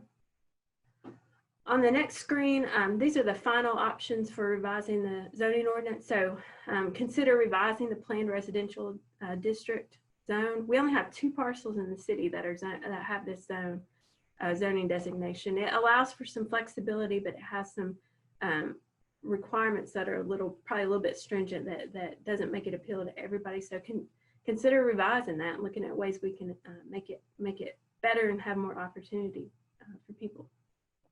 The second bullet and the image that goes with it here is consider purchasing a set of residential home construction plans for infill in our downtown area, or areas where you have some low moderate income homes, historic neighborhoods, to encourage redevelopment in those areas. So if we had a plan set or 2 of some homes like the one pictured on the screen where they are compatible in the neighborhood, they could be vetted. Matt could vet them for building code requirements on the front end. So if somebody was interested in kind of quickly and getting going with an affordable style plan, we could have something for them just as a opportunity or incentive.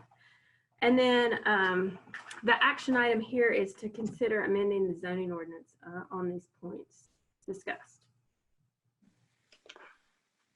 Okay, so another division in this chapter is grant program for rehabilitating blighted properties. So the entire state code section that talks about this blighted properties grant is included in the report. There could be some opportunity here for the city to establish a grant fund for homeowners and developers who are investing in blighted property. So this is something a little bit new that we've discovered just this summer in preparing for this chapter 5. But there is a section of TCA that we've discovered that seems to allow a grant program for blighted properties. The goal of the program has to be to stabilize property values in blighted areas. And before you can roll it out, you have to have it approved by the Attorney General. The intent of the grant fund would be for individual property owners to use the fund to improve individual structures. And that we would likely stipulate, if we develop this type program, that the fund should not be utilized in conjunction with other funds. So this would be a bit of a standalone. So the action here would be to continue working with the Attorney General's office to see what we could develop in terms of a grant program to allow under, and in conjunction with their approval, but to allow it with current regulations. And this is one, a couple of us have sent out inquiries to our different listservs and email lists, but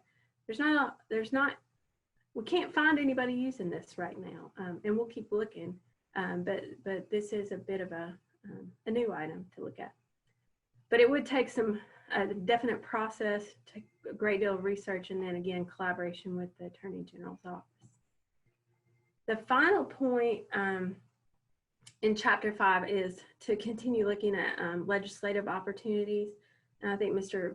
Soar kind of summarized this in his opening introduction, but Danielle has reached out to the Attorney General's office with some questions to see what avenues are there to incentivize or provide opportunities for new housing. And we are currently waiting on an answer back. The expectation is within 2 to 5 months of today that we would have an answer, but that we are still waiting on that to happen. So the action here is to continue to seek verification from the Attorney General's office, and then depending on what those answers are, consider lobbying for legislative relief if that's deemed warranted. So that's the summary of Chapter 5. I'd be happy to answer any questions that you all have and go from there.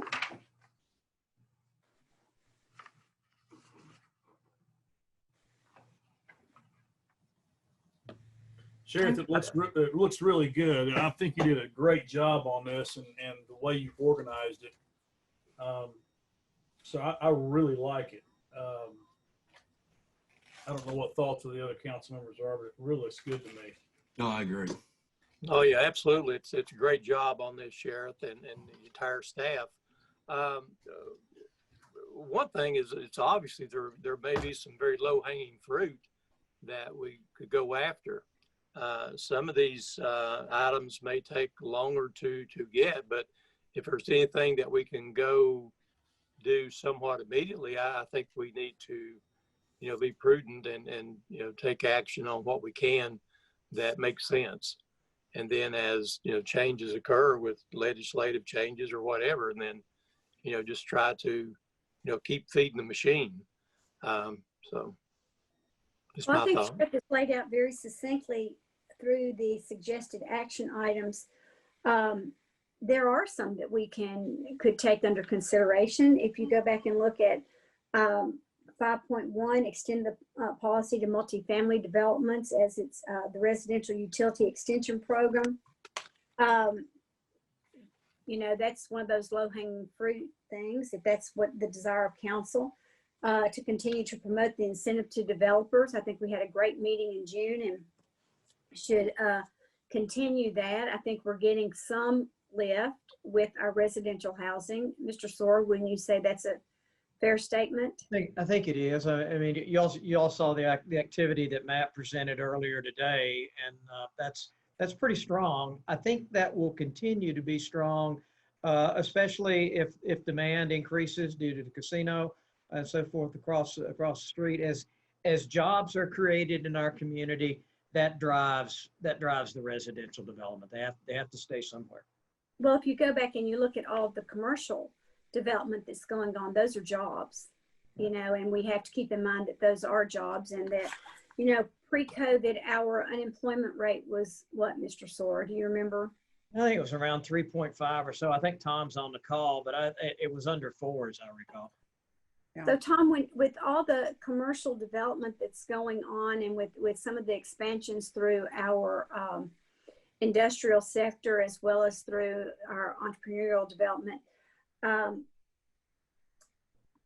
workforce development is still a big issue, right? Yes, it's a huge issue, and it was discussed pretty heavily in the Industrial Development Board yesterday. And unemployment prior to COVID was 3.4. 3.4. And now it's over 10.2. So Right. So, but when you look at that in relation to things that we can do, 5.1, we've got an action item there we could consider. Some of this falls back to the planning department to identify and study other residential redevelopment areas that could utilize the tax increment financing. That's actually that the Bristol Housing is looking at that now. We have those 2 sites, as well as you may recall from the 2005 study that there was consideration also given to what was the old Profit Junkyard that was across from Bristol. Old Thomas Bridge Road. That area, that was the name of it, and they are considering that now also.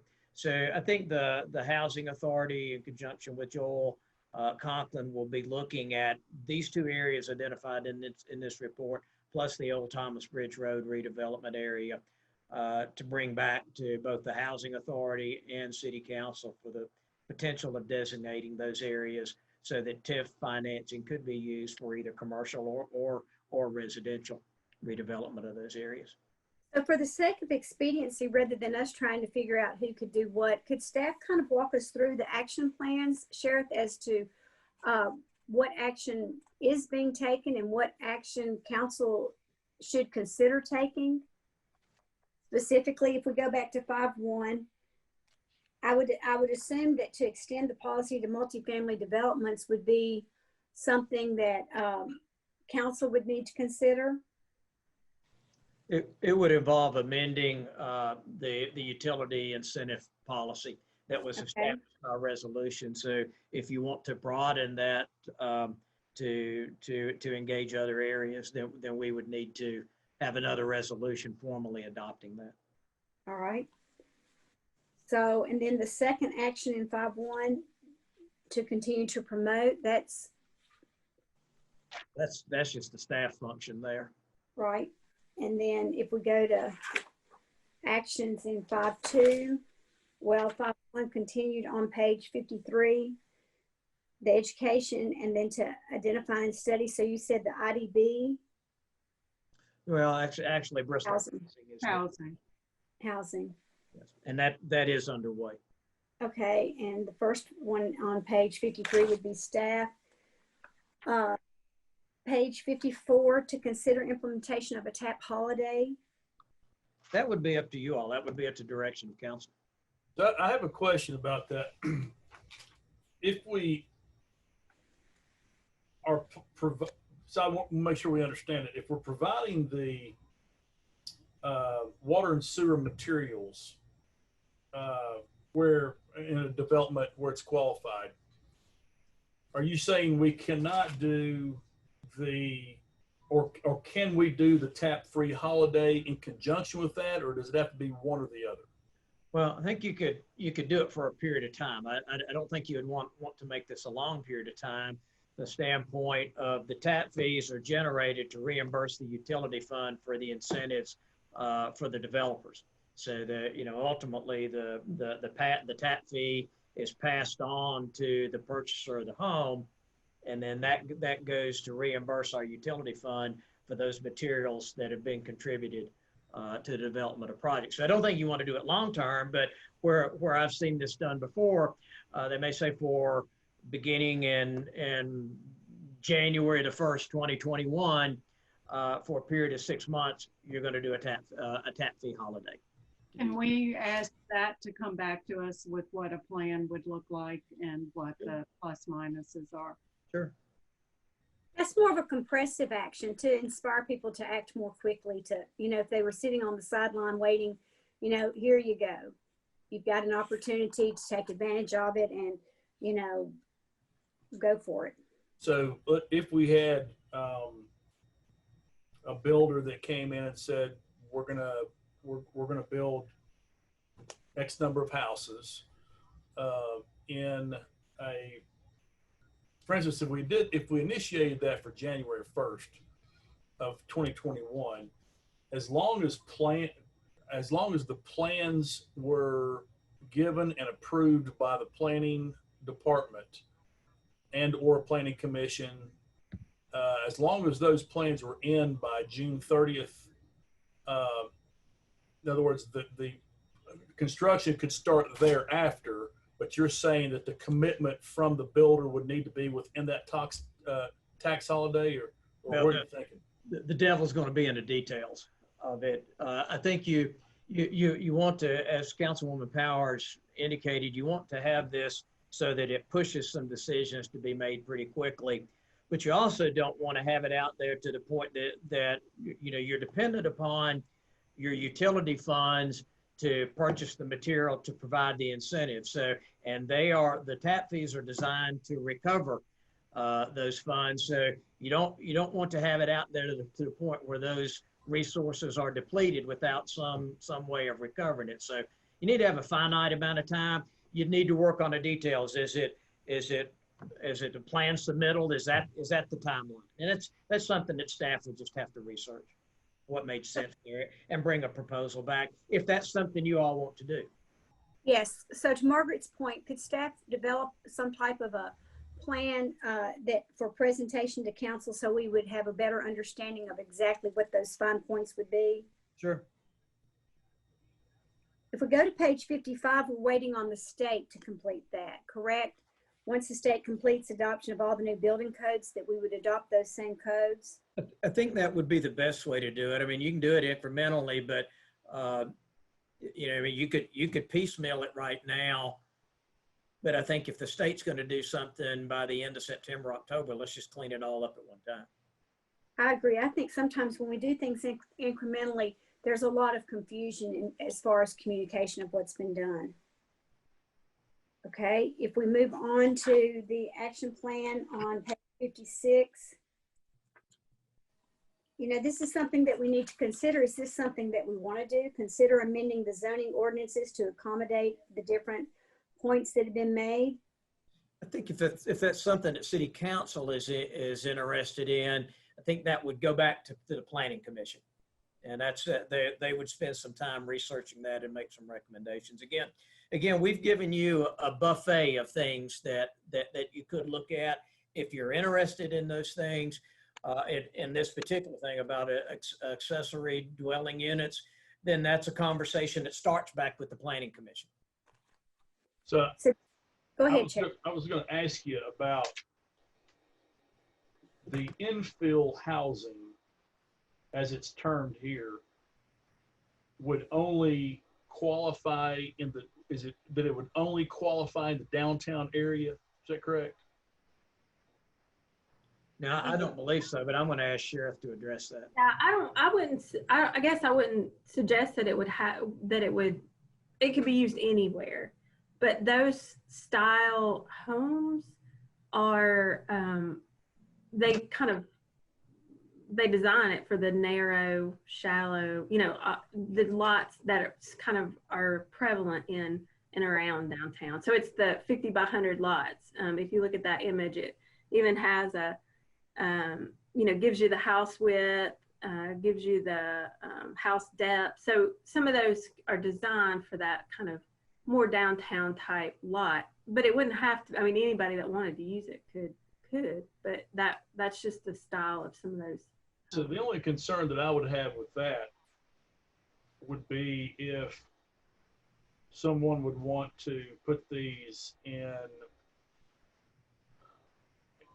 my view, an undesirable, put them in an area. I'm going to use Candlewick, which is in the King College area. Mostly has homes that are in the $300,000 range. Let's say $250,000 to $500,000 range, and they have vacant land. I don't think it'd be appropriate for a neighborhood like that. They don't have a homeowners association, so that would not restrict them. But can you tell? How would we prevent that from happening?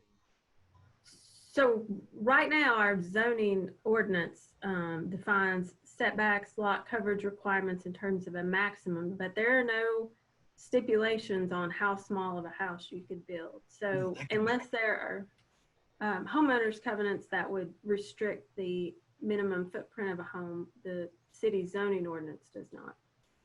So I'll say this, if you look at some of the zoning that's taken place in Williamson County, Chad, it's very interesting because they've addressed situations, I believe, Sheriff, you may be more familiar with it than I am, but they've addressed situations like this where they had minimum square footage requirements in specific neighborhoods. And so it was done to make sure that property values remain consistent within any zoned area.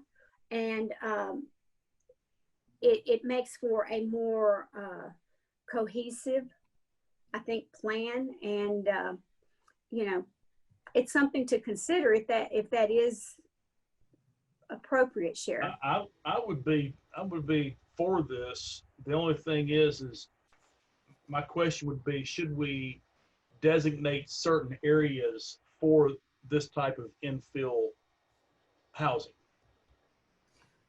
But is this is just to give of what you have here is if somebody needed a plan and they had a blank piece of property, that we would have this plan available that they could take this and start building, correct? Right. There would be nothing. Is. Right. There's nothing mandated. Right. It would just be, we've got this, it's designed for, this skinny type lot. This size lot. We've vetted it for code requirement stuff. And if you submit a building permit, we can turn it around really quickly and get you going. It essentially, as Sheriff just said, it expedites the process. Right. Yeah. And it's just a guide for someone to go by that if you want to do this, then you can, and they could build this house. Currently they could build it wherever there is no homeowners association, wherever they owned a piece of property, correct? Right. Could be built anywhere. Right. As long as it meets our zoning setbacks at this point. Right. But they could also do that anyway without these plans. Correct. Exactly. Yeah, exactly. Right. I like the idea. I do too. Do we need to do a deeper dive on this particular one though, because it does affect zoning ordinances, or send it back to planning to get the take there? What do we need to do with this? I think essentially that from a council standpoint, unless you all have a problem, there's no formal action. We would just go ahead and purchase some plans that are there. If you've got an individual that's a builder that is looking for a development opportunity, this expedites it. This gets them to the construction permit phase a lot quicker than bringing in a fresh set of plans that would have to be reviewed. So I don't think it requires any formal action by council. If you like the idea, we simply purchase some plans. Well, what I'm talking about is on page 56, where infill housing is discussed to consider amending the zoning ordinances. You know, there are 1, 2, 3, 4, 5, 6 different points to be made. And so do those 6 points need to be flushed out by planning and the planning commission and then brought back to us in some format? That's what I was saying earlier. If you like the idea of the accessory dwelling units being rental property, right now that's not currently permitted. Then and any of those 6 points that you talk about, that process, if you like those or don't like those, if that's something you want us to pursue, then the logical course of that is to start with the planning commission. Well, Sheriff, in your experience, is this a positive in communities? What are the downfalls to this? To the zoning ordinance updates or to the infill? To trying to accommodate the zoning ordinance to allow for infills. Is there a downside to this? Well, I think, and really probably, I mean, you pointed out that should have probably been its own action item because it doesn't necessarily affect the zoning ordinance to go with some of those infill plans. I don't know how, again, with it not being a mandated item, to me, it just gives a little bit of vision and gives people some ready to go stuff to work with to reduce timeline. It also gives an option for, you know, we have Habitat, we have ASP that come in to some of these areas and want to build the, you know, the smaller footprint home, and we can provide them. Then this is an example, and it's from Chattanooga, but you can see that it kind of captures some of the something that would make it fit in with the downtown neighborhoods. It seems like the more likely candidate for those neighborhoods, but I don't know what the downside would be for it being an option. I think if we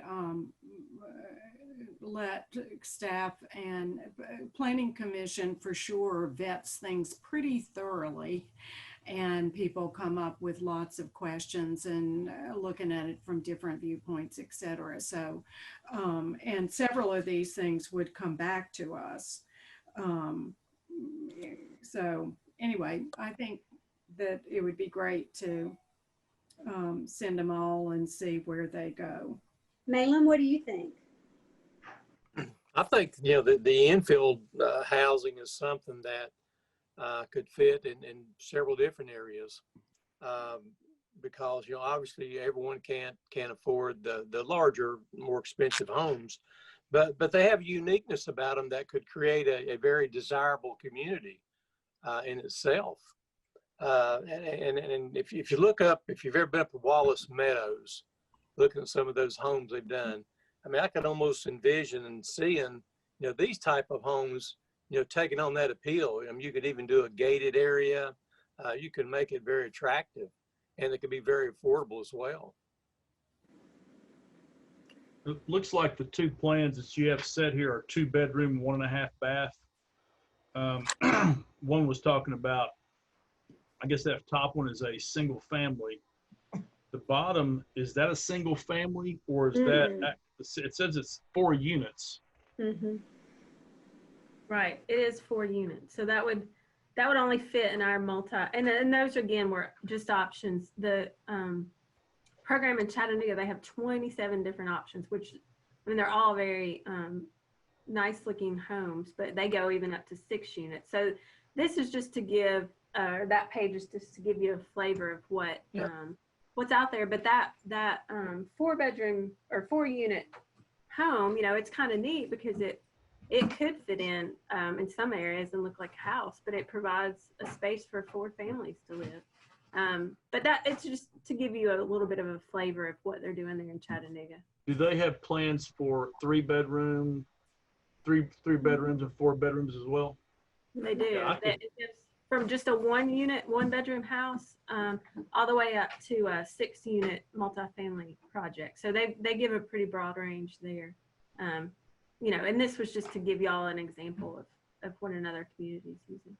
I think that's awesome. Yeah, if you've got, are we thinking along those lines of that many plans, or do you see us scaling that back a little bit, or? Depends on how much it costs. What's the cost? I'll do what you all direct, but I mean, it seems like you might want to start small with a few and see what the response is. Well, why don't we do first steps first, let it go back to our planning department, the planning commission, and then bring this forward again once it's all been vetted. Does that sound reasonable? I mean, for the plans, I don't think there's any reason I'm No. missing here, but as far as if we want to purchase a few of these plans, there's nothing that needs to go to planning for that. If we decide, if we want to have these available, that if a developer walks in City Hall and says, hey, do you have any plans available for a 2-bedroom, 1-bath home? Here you go. And can go of, I think it's a great, I mean, of just having those available. And I mean, I don't know what's the, is there, can you give me an average of the cost, Sheriff, of a set of these plans of doing this? Is it, I mean, we're talking $200 or $300 for each plan? We're talking. I've got a couple calls in, but I don't have feedback yet because I'd like to, I mean, obviously that's an important fact to know. And then also to see if we purchase these, if they can give us a just ballpark estimated cost to build to people as well. Right. But that's still some information I'm tracking down. Okay.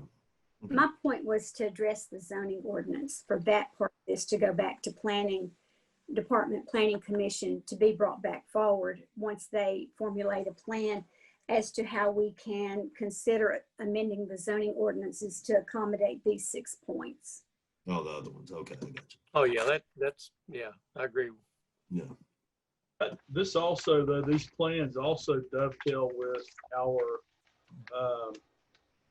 code revisions as well. So Right. We're thinking that the state is going to have their code revisions done by next month. I'm not sure. I think Tim has done, or Matt has done the research into that, into the timing. Tim, what's your research telling? Well, Matt's been working more intimately with the state and our regional code partners, but we feel the residential piece was their first adoption, and that occurred this month or a little bit, but it's been within the past month. I believe they adopted those codes. They are currently working on the commercial pieces, those other building codes. There's a handful of them that should fall in place very quickly. So it's not like they should be dragging their feet out. They're probably working through, my thoughts would be in Matt's, that they're working through looking at the exceptions they take to the individual codes when they adopt them. But I would feel comfortable that they should move fairly quickly this next couple of months to have some in place. The full set of codes, not just the residential piece or the energy code for the residential piece, but all your commercial, your gas, all the different codes that there are in the International Code Council puts out. So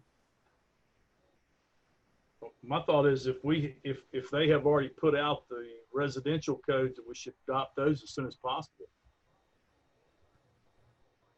And I think we're waiting on those. And add the commercial whenever it comes about in the next couple of months. we can check further this week. I know Matt checks about every other week with them and see if they're close to adopting the other codes. Because from an ordinance standpoint, if in the next 30 days they say we're going to adopt all the codes, you might not want to start just the residential code and then follow the next month with first reading of all the rest of the codes. And it would probably be cleaner to aggregate those, but we can get you time frame if they've put it out for those other codes adoptions. We just, like I said, we know they're working through them. They have been for the past months, year. So hopefully they'll fall in place fairly quickly. Yeah, I think this entire packet has the potential to build a whole lot of excitement, and plus the fact that it takes away any potential excuses of codes and other aspects of it as well. So if people are going to build, they're going to build, and this would definitely, I would think, should help entice those decisions. On page 58 and 59, the action on page 58 is working with the Attorney General's office for a grant program. And then on 59 is for the ruling in regard to incentives for higher end housing. So we're both in we're in a holding pattern on both of those issues, right? Waiting on the General's office. We are on number 59. That has been forwarded through Senator Lundberg to the Attorney General's office, and that was done, I don't know, I guess maybe in June. Danielle, that sounds about right.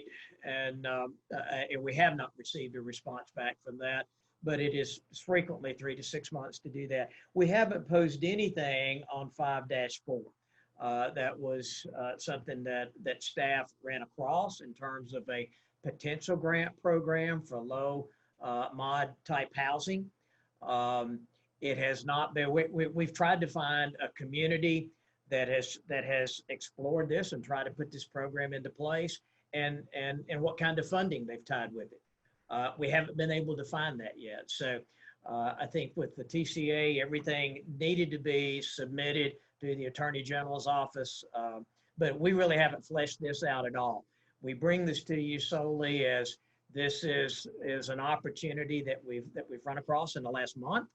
If it's something that you all want us to pursue and flesh out more, we can do that. It looks like we would be the first community in the state to do something like this if we pursued it. I would say definitely flesh it out. Yep. 5-4. I would check with our housing authority also, see if they're familiar or know anywhere else that does anything similar. I like everything that's done in here. I agree with Lee that when we talk about turning over on page 56, the first 5 items over to the Planning Commission, I totally agree with that. The last item there is consider the purchase of still on page 56. The 6th item is consider the purchase of the plan, set of plans for multiple, construction plans. So I definitely agree with that. I agree with 5-1. I agree with all of it. I would like to, in my view, 5-1 is great.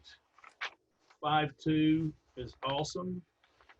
I like 5-2 with the connection fees of the holiday for that. I think we should move forward with the things that we can.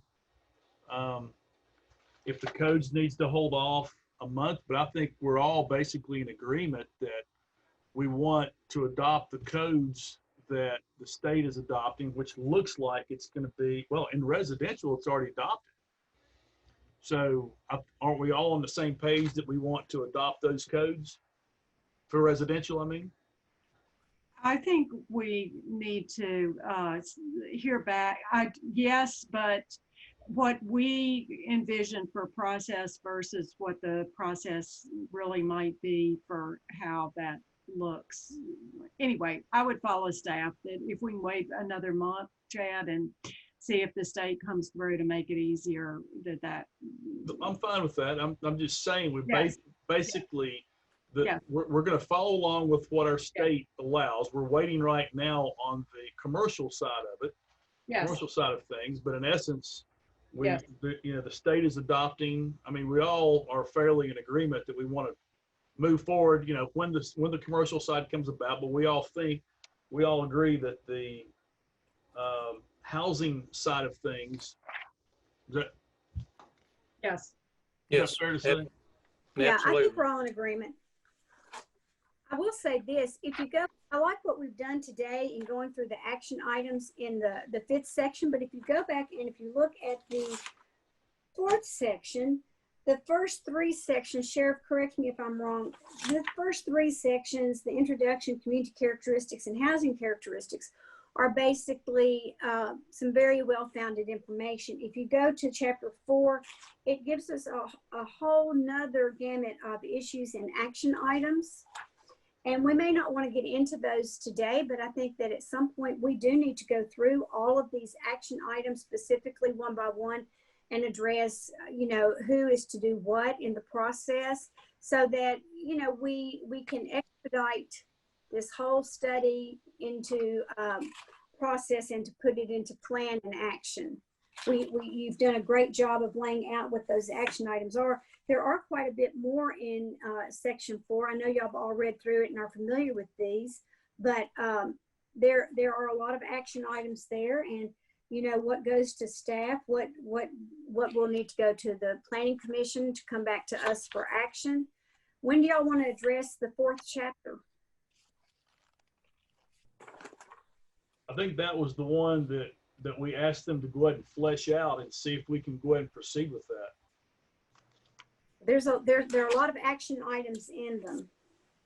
Well, in the 5.4, which talks about the grant program for rehabilitating blighted properties. The action on that was to work with the Attorney General's office to establish a grant program allowable under the current regulations, and that's under code TCA 7-51-1901, which staff did an excellent job of finding that. Well, Chad, what I'm talking about, if you go to page 34 in this study, okay, flip over to 34. If you go from page 34 over to page, where 5.1 starts, go over from 34 to 48. And included in this is a whole different section, are all the issues and the action items. And they're just tons of action items in this section. I'm talking about this in addition to section 5. So okay. When do we want to go through section 4 and address the action items so that we as a council have a clear understanding as to who's doing what and what our expectation is of a deliverable? Because it's a lot. I don't know that we can do that today. I think that would be an awful big task. Correct me if I'm wrong. I'm looking. Go ahead, Chad. What I was looking at on page, for instance, on page 38, the action items where the community development program will hold multiple listening sessions. We've already done that. We have done that and plan to hold more in the future. Right. Zoning and building codes review, contributes to community health and quality of life. I think if I'm looking at this correctly, now maybe there's something that we have not done. It looks like we've already done these things. Go back to 35. What page again? 35. Okay. If you look at the third action item, consider the establishment of an additional home rehabilitation fund to incentivize homebuyers to purchase and renovate homes in targeted communities. We haven't taken action on that. There are action items in this fourth section that we haven't taken action on, correct? That could be A lot of them are followed up in 5. In other words, some of them are tied back to AG opinions. Some of the things that you see really in 4, it leads you to 5. Okay. And so 5 kind of wraps it all up, and it talks about the things. It talks about building codes and what are next steps there. 5 talks about like working with the housing authority to go ahead and take those redevelopment districts that were studied in 2005 and go ahead and advance those forward through the process with the housing authority and city council in terms of designating them as redevelopment districts. So really 4 sets of 5. Okay. I just wanted to be sure because I was reading back through some of these and wanted to be sure that we had addressed all of those action items. And so if those have all been flushed into 5, then we're good.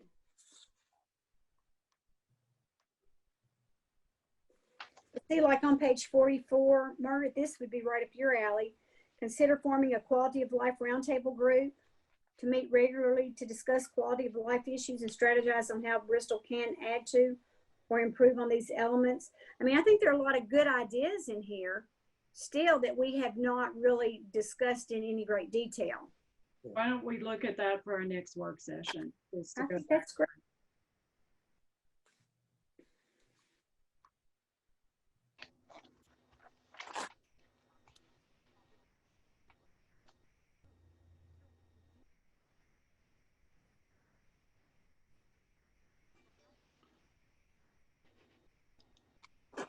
Okay, is everybody still there? Yeah, I think we're all drafting notes, and I'm trying to get my arms around what that's going to look like next month. I thought you said you were We'll have gonna a conversation with staff and see what we can come up with. I thought you were going to say we're all dragging. No. We're all taking notes. Right. All right.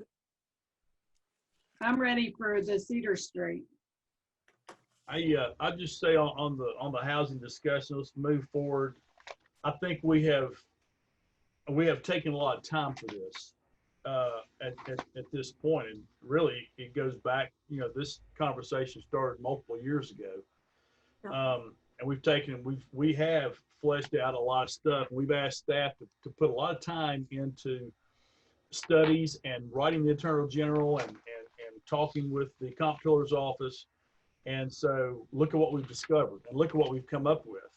So I just think it's excellent work, and I would like to see us move on these action items as soon as we can. Kudos to staff. Yep. Absolutely.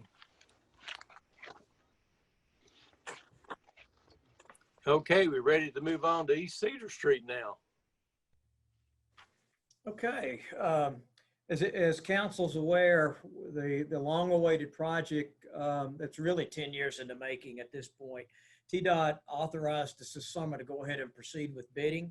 Bids were opened on July the 9th, and we received 2 bids. They were then in turn sent to TDOT for review and approval. Baker Construction Services, Inc. of Bluff City, Tennessee submitted the low bid in the amount of $8,989,041.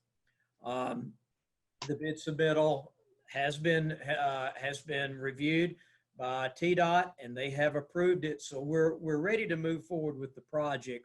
TDOT does cover 80% of that project cost, so that's $7,191,233. Remaining 20% is the responsibility of the city, and that will be just under $1.8 million that the city will need to contribute toward the project. In addition to that sum, as with all TDOT construction projects, a third-party engineering firm is always retained to provide construction inspection services, to provide the level of insurance that TDOT, quality assurance that TDOT does require. Staff did request for proposals for this. Mattern and Craig was selected as the provider for the service, and they are on TDOT's list of approved providers. They'll provide construction inspection services for a not to exceed sum of $389,000. Again, TDOT will be responsible for 80% of that, with the city of Bristol responsible for the balance, which will be just under $78,000. So we do have bond proceeds. As you recall, we secured bonds for this project really now probably 3 to 4 years ago. So bond proceeds in the amount of $1,494,520 are available for a substantial portion of the city's share. We will need to rely on fund balance to provide the additional $381,088. So that would come from our general fund reserve to advance the project. Our resolutions awarding the bid to Baker Construction Services will be on your September 1st agenda, along with the resolution awarding the engineering services agreement for the inspection project inspection to Mattern and Craig will also be on your September 1st agenda. One of the things that we talked about in preparation for this meeting with staff is Mayor Luttrell and Vice Mayor Turner have not been, I guess, had a presentation as to the full extent of this project. This is 2.1 miles of project. It involves the widening of lanes. It involves sidewalks. It involves turning lane improvements at 5th Street and Virginia Avenue, vertical curve enhancements at both Kentucky and Georgia Avenue, the straightening of the S-curves. And Tim's going to get into some detail of that. But also, John is on the call, and we'll talk some about the community relations plan, which we still need to further vet out as we move into the fall. From a timing standpoint, the project will be in front of you, as indicated, September 1st. Then we'll have a pre-construct during the month of September and authorization to proceed. So really, and unfortunately, by the time you're actually getting iron on the project, you're nearing the end of the construction season. There will be some utility relocations that will certainly take place and stormwater improvements that can take place over the winter months. But I think the bulk of the earth moving will actually take place as we come out of the winter season this year. I think we can also anticipate a 2-year season in this construction project. And as you all are aware, with a lot of the traffic movement going to the middle school and the high school and so forth, there's not a lot of areas to detour around this project. So it's going to be a painful project over the next 2 years, but it's going to be one worth the aggravation once it's complete. So Tim, with that, if you'll go through some detail on the project, if you have any bids or any construction or comments or questions about the bids, certainly that's appropriate time to ask those also. And then John will briefly address the communications plan. Tim? Yeah, certainly excited. I mean, we've had a lot of exciting items on the work session today, from development that's going on, 90+ million. I mean, that's awesome. That's incredible for this city, and just excited about that, to looking in detailed depth of how we can help spur some more housing development.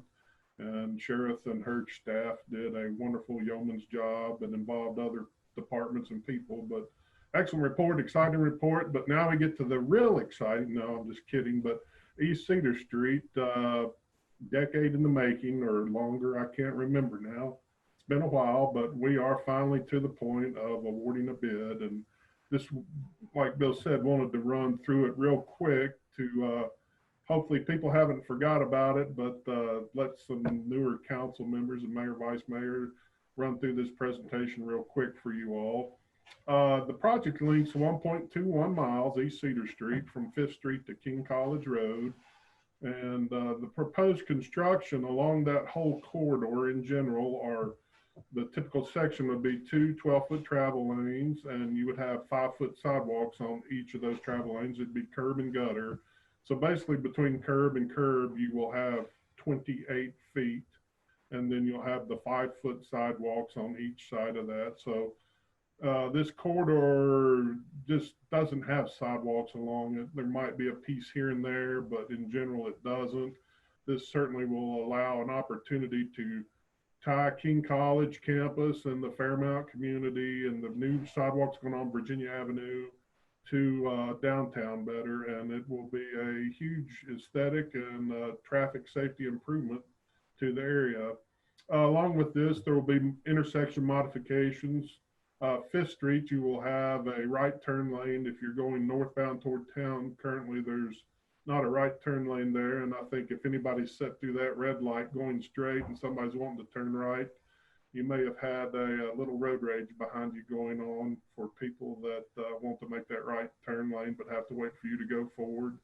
Also on Virginia Avenue and the East Cedar Street intersection, there is the traffic signal doesn't have left turn lanes on Virginia Avenue and one leg of East Cedar. So those will include installation of some left turn lanes. So once again, it's all about safety, traffic flow, improving the area. We'll have realignment, and I'll show you these in pictures of S-curves, you know, the S-curves at King College. Those will be made less drastic of an S-curve. And then we'll have vertical geometry improvements to Georgia Avenue and Kentucky Avenue. This next slide shows the length of the project. Like I said, 1.21 miles. Down here is 5th Street. I hope everybody can see the cursor there. And over here is King College Road. But as you can see, the yellow is the proposed project laid out. It's tough to see on this scale, but it does encompass the whole thing. You have Virginia Avenue intersection, some turn lanes here. You can see the old East Cedar Street or current condition of East Cedar Street, the S-curves in the vicinity of King College. That's where I've got the cursor, is the existing road. The yellow, you can see how it makes that curve more subtle through that area. Once again, you'll have the two 12-foot travel lanes, the curb and gutter on each side, and then you'll have 5-foot sidewalks, wide sidewalks on each side of the road, the whole length of the project. And then when you get to the side streets, talking about sidewalks, we will be interconnecting with the Virginia Avenue sidewalks that are going in now, look beautiful. We'll also be through the limits of the project on the side roads, Kentucky, Georgia. There will be some construction and reconstruction of sidewalks on those roads back the extent of the projects to tie those existing sidewalks into the new East Cedar Street sidewalks. Just to drill down a little closer, this is a little drilled in view. This is 5th Street here. Once again, we're going to be installing this right turn lane, making these all adequately sized turn lanes a little bit better.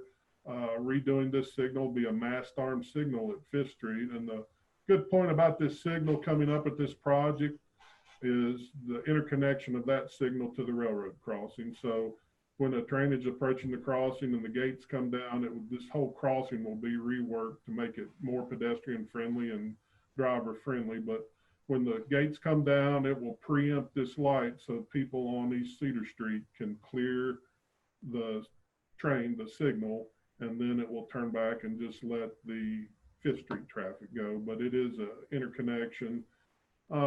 You can see some of the yellow on the side street, Kentucky, Pennsylvania. That's what I'm talking about. There will be additional sidewalk work on the state streets down through there. Virginia Avenue intersection, I don't know how it shows up on y'all's computer, but you are getting left turn lanes in each direction and a new mast arm signal, and that should allow for smoother flow and transition and turning movements in this area to cut down on congestion. You know, this has been a improving, growing area down Virginia Avenue out in this area. You have CVS here right now. You have the Gas and Go Food City, the remodel of the Food City down in this direction. And then you have the sidewalk projects going that stop right here currently at the East Cedar Street limits and go all the way down to the Housing Authority. So that will ultimately tie all those sidewalks together to let people in the Fairmount area have great access to the amenities in Food City. And then Mr. Napier's working on a dog park too. I don't know what exactly it's called, but down on behind Food City. So it just, once again, provides, while traffic functions and improvements, it also really enhances pedestrian safety along this corridor and ties the college to downtown. And you can see on these other slides, these are just some of the other side streets you'll see. Georgia Avenue is one of the intersections that will get lowered and the vertical curvature made better for improved sight distance and safety. With that improved sight distance and safety and the low traffic volumes on Georgia Avenue, it allows us to remove that signal to improve flow through here. The signals currently helps to because of the inadequate vertical geometry for letting people enter and exit safely out at Georgia Avenue. But with those vertical improvements and the low traffic volumes on Georgia, that signal will be removed as part of this project. On the right-hand side, you can see we're starting to veer off from the existing S-curves at the Cedar Street right now. So we are making those S-curves. You can see a better picture here. This is the old road, or existing road right now. I want to call it the old road. It will be an old road in 2 years or less once this project's complete. but you can see how the curves are not as drastic, and that will allow better movement and safer movement through this area. Once again, you'll have sidewalks all the way up. That's King College's main entrance off of East Cedar Street there, but you'll have this interconnectivity of sidewalks the whole way through the project. And then over on this end, I don't have a slide showing it the whole way, but you do tie into the King College Road intersection with the sidewalks. So 1.21 miles, huge project. I mean, this is a great amenity out into that area. As Mr. Soar has mentioned and ran through this, and just to show you once again, Baker's Construction Services was the low bid at $8.989 million. It's an 80-20 split with the state through the federal transportation funds through our MPO. They'll be responsible for the 7.2, about 7.19 million, city 1.8 million approximately.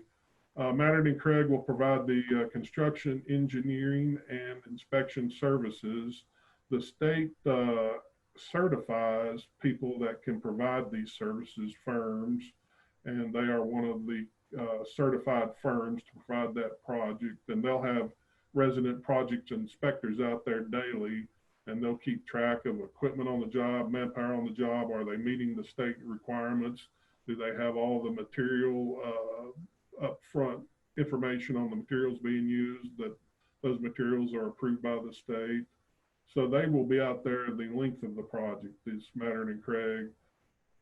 The project will be phased. I mean, you don't want to go out there and tear up 1.21 miles all at once, or it would be very cumbersome to people to get through the area. So it will be phased, and we'll work with the contractor on that phasing during the pre-construction conference, which will occur toward the end of September.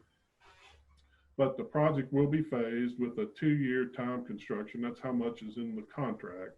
Hopefully it will be nice weather and they can get through with the construction quicker than that, but the contract period is for 2 years. And we'll work, like I said, heavily with the contractor on the time frame and the phasing of the project.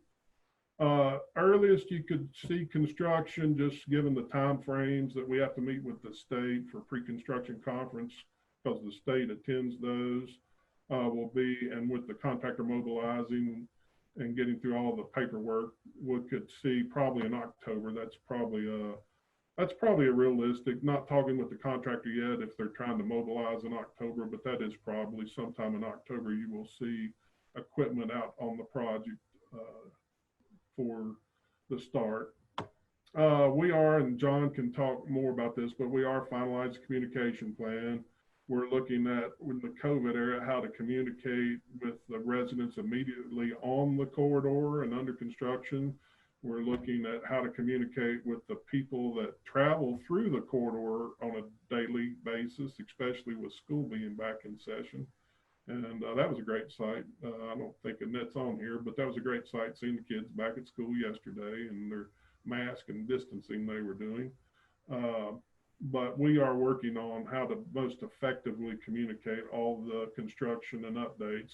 We certainly will have a web page, and I'm stealing your thunder a little bit, John. I'll let you talk here, but we will have a web page dedicated to the project that people can go to anytime and look for updates and information about potential road closures and detour routes, and just trying to keep the community as informed as possible. And with that, I'll hand off to you, John. Yeah, so to help the residents most directly impacted by the project and to help them understand it better, we're going to plan to host likely multiple project information sessions, much like what Tim shared here today. Ideally, we'd like to see those happen within probably the 30 to 45 days following the awarding of the bid for construction, just so that communication starts as early in the process as possible. With the help of Development Services staff, we'll compile some mailing addresses for households, businesses, and places of worship that are located either immediately on or within very close proximity to East Cedar Street itself. These meetings can, of course, also be advertised in the newspaper and on social media. Obviously, conducting this type of meeting in our current environment will be a challenge. So we will space out the meeting dates probably over a number of days so that we can provide ample opportunities for interested parties to attend while also being able to maintain appropriate social distancing measures. The most ideal location for this type of meeting would probably be at Slater Center, either in the gym or auditorium where there's room to space out. And for those unable or uncomfortable with attending any of those sessions, we can record them and place them on the city website for easy access. That does bring me to the next element of the plan, and that is the dedicated project update page that Tim mentioned. It'll be housed at bristoltn.org/East Cedar. That's where we're going to keep all of that information housed at. So in addition to the recorded information sessions, this page will also feature regular updates on the project, particularly as it relates to any closures or detours, et cetera, that would impact the daily commute of the residents in the east end of town who use East Cedar to get to work and school. Following that, we plan to do a separate mail piece to as many households in that part of town as possible, likely in the form of a small card that would be suitable for mounting on the family refrigerator that lists that website and probably an overall project map like what was included in Tim's slideshow here. We plan to brand the communication strategy something along the lines of reroute your commute. And that's in the hopes that residents will take note of the information that we provide throughout the course of the project and adjust their daily travel patterns accordingly. Using the direct mail service offered by the Postal Service, we can ensure delivery of these to upwards of 2,500 residential delivery addresses to homes in the Fairmount area and several other neighborhoods, including Forest Hills, Edgefield, Redstone, Middlebrook, Hunter Hills, Greystone, the Reserve, Candlewick, Terra Hills, and all the homes immediately along East Cedar Street for whom this road is a daily artery for travel. And lastly, we will also communicate directly with King University to ensure that their students and faculty are aware of the project and any associated disruptions. And we will also solicit the assistance from our school system to ensure that their students and families also understand how the project could impact them as well. Thanks, John. Just really excited to get this going. I know there's been a lot of grief, blood, sweat, and tears going to this project over the years. And we are very excited that we will see some action out here should you all take action to approve the bid and the construction engineering inspection, that in the next 60 to 90 days, we'll see activity starting this project and getting it completed. It will be cumbersome, noisy, dusty. There, you know, construction is not fun. Even in your home, if you're doing a bathroom or a remodel or building a home, it's never fun. But after it's done, all we can ask is bear with us. After it's done, hopefully people will look back and say, wow, what an improvement to this area. So with that, I'll answer any questions that you may have. Tim, I have one. Back towards the tracks, I guess right around Kentucky Avenue, and you may have said this and I missed it. Are you taking care of some of that vertical height in that section of the road? We are. Kentucky Avenue will be one of the vertical alignment changes. It will be graded down some. Now, between the railroad tracks and 5th Street, there's not much you can do there because you've got 2 points I have to meet. Railroad won't let me move the railroad tracks. So it is challenged there, but we've tried to make it as safe and functional as possible, given those constraints. Once again, the railroad crossing, the railroad was going to upgrade that. It will include sidewalks across that railroad crossing, the interconnectivity of the signals, the regrading of Kentucky Avenue, that hump, lowering it down so that you get better sight distance. Yep. So it will be a much improved safety, and add the sidewalks in and the curb and gutter. I mean, it's just the safety, aesthetically, traffic flow, pedestrian flow. Very excited. I mean, just super excited project. Excellent.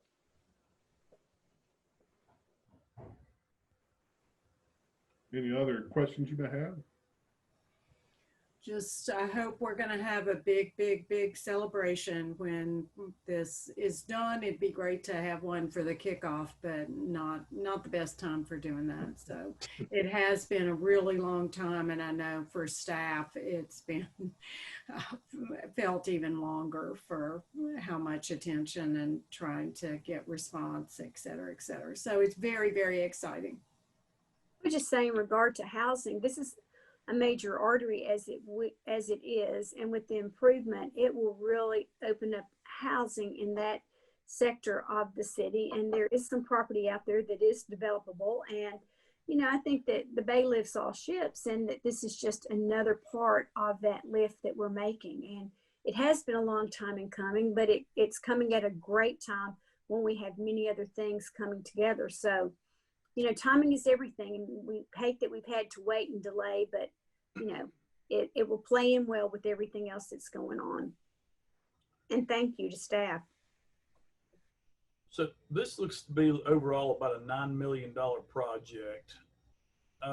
What other road project, or let me ask you this, what other road projects, infrastructure, you know, whether it be utilities or whatever it might be, if you had to guesstimate the additional amount of money, sidewalks included, what other infrastructure are we putting in right now? I know we pave X number of miles, or I should say top coat or repave X number of miles per year, but what would you guesstimate the remaining amount besides this $9 million we're putting into other areas? Well, it's hard to, Bill, I mean, it's hard to estimate the total cost or give you a total cost right off the cuff of those, but we are doing sidewalk improvements, the city staff in the Fairmount area. They've been working on Kentucky Avenue, and they're moving to Ash Street, Pennsylvania Avenue in conjunction with water line upgrades in that area. We also finished the Cypress Street storm drainage improvement. That was a $200,000-ish, $250,000 project. So there are things going on in this area in conjunction with the East Cedar Fairmount area on infrastructure. We certainly do have other water and sewer projects on the book. You can look at your capital improvement project list and sort of get a flavor for those, that plan. But we are doing other things around town. I know Parks and Rec, they're building the dog park. I think they've got pickleball courts coming up soon that will be open. Bill, you can help me out here. Yeah. You annually spend about $900,000 in pavement resurfacing, and that gets you about 14 lane miles over the course of a year. We've got, when I think about our plan of work for this year with our internal construction crew, there'll be the initial phase of a 10-inch water main installation along King College Road that takes care of that will be replacing. And Chad, you've probably noticed over the last several years, maybe once every 18 to 24 months, we'll have a service interruption near Trammell Road. And that's an older line there that's going to be replaced, and will also improve fire protection further out King College Road and ultimately Old Jonesboro Road. Sidewalks are being replaced in the Fairmount area as part of the CDBG program, and that's also done with internal crews. So we're under design for the sidewalk work on Bluff City Highway. So you know, there's just like I said, you can look at CIP or you can look at our budget, but there are a number of public improvement projects that we undertake either contractually, and this is the largest contractual project that we've done in a number of years. Most of our projects are fairly much lower scale and are done with in-house crews. So.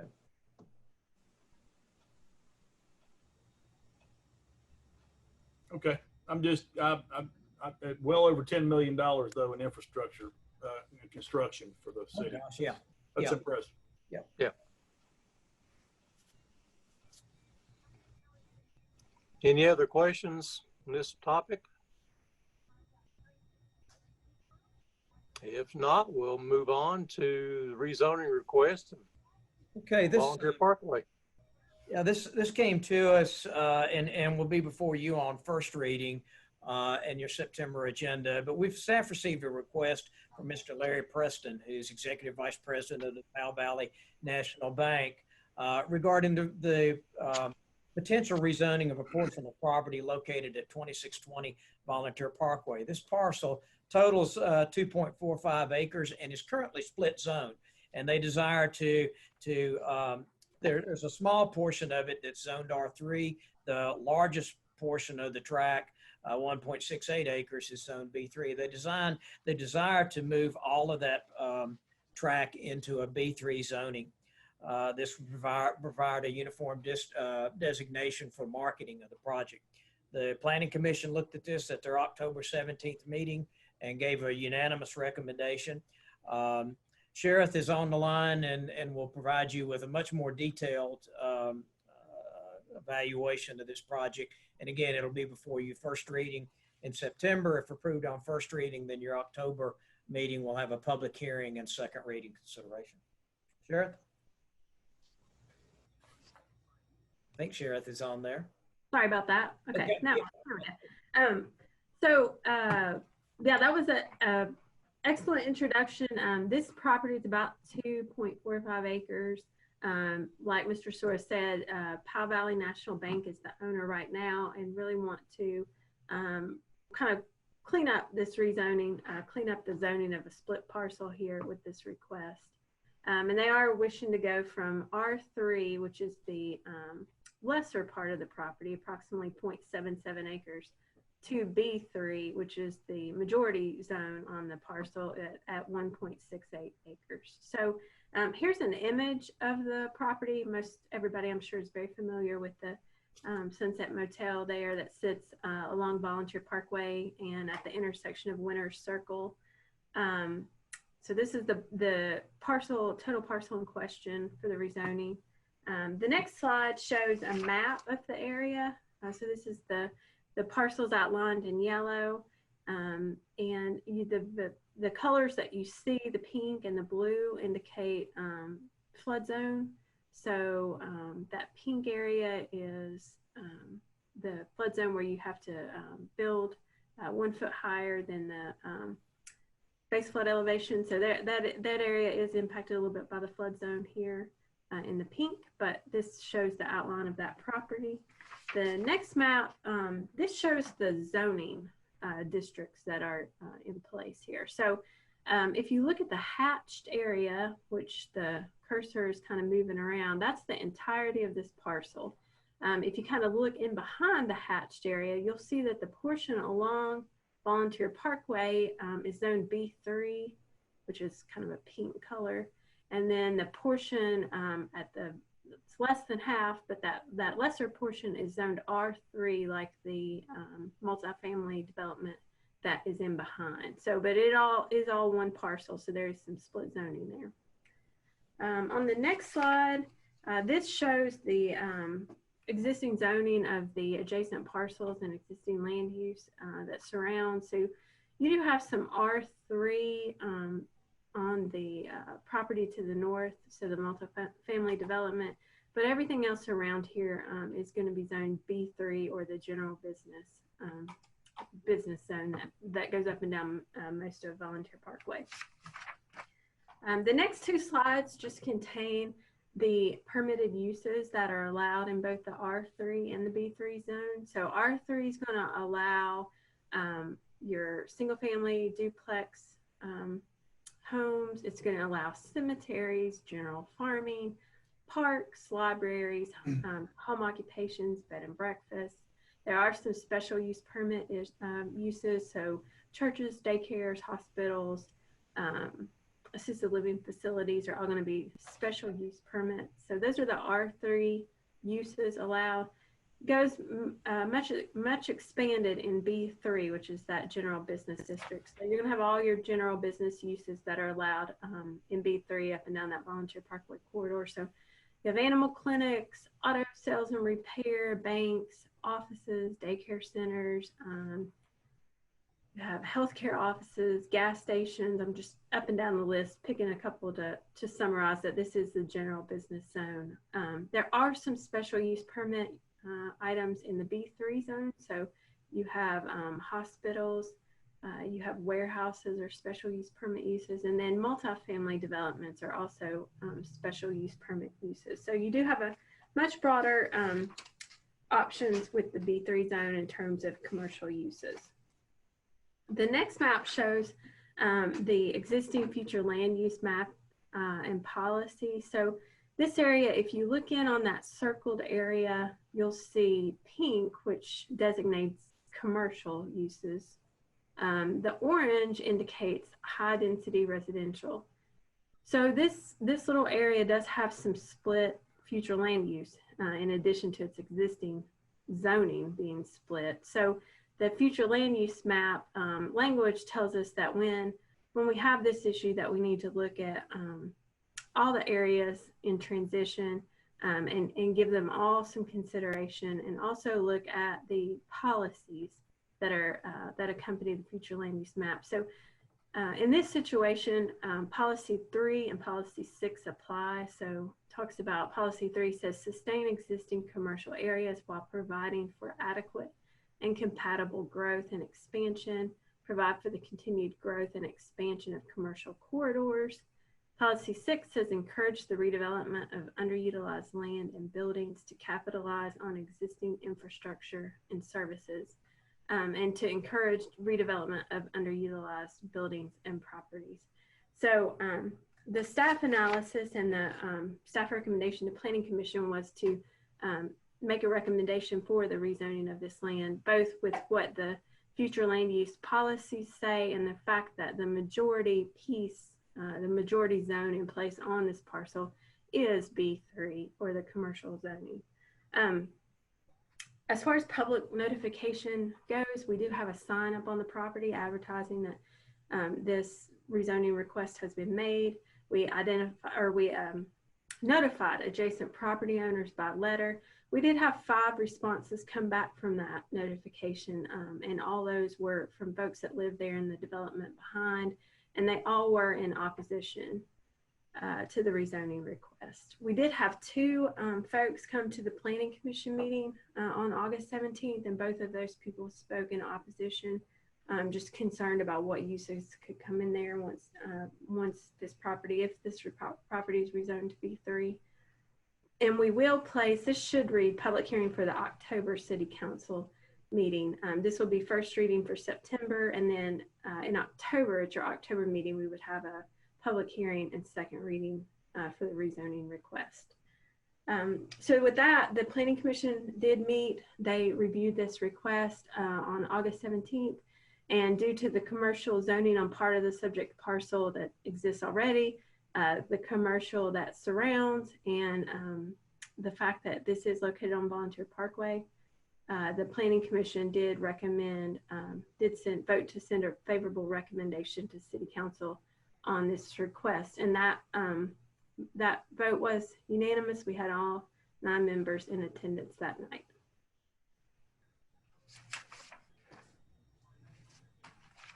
I think that's all I have on this one. I'd be happy to answer any questions that you might have.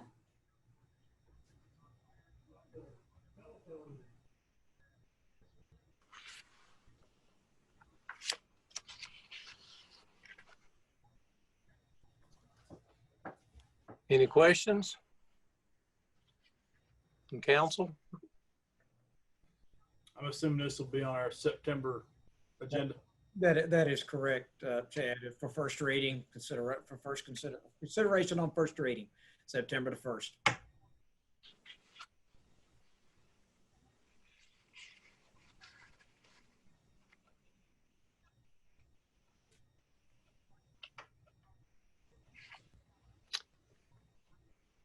Not hearing anything else, we will move along to city manager's comments. And I'll be brief because we've been here a while. Just want to remind everyone of the State of the City's virtual luncheon tomorrow at noon.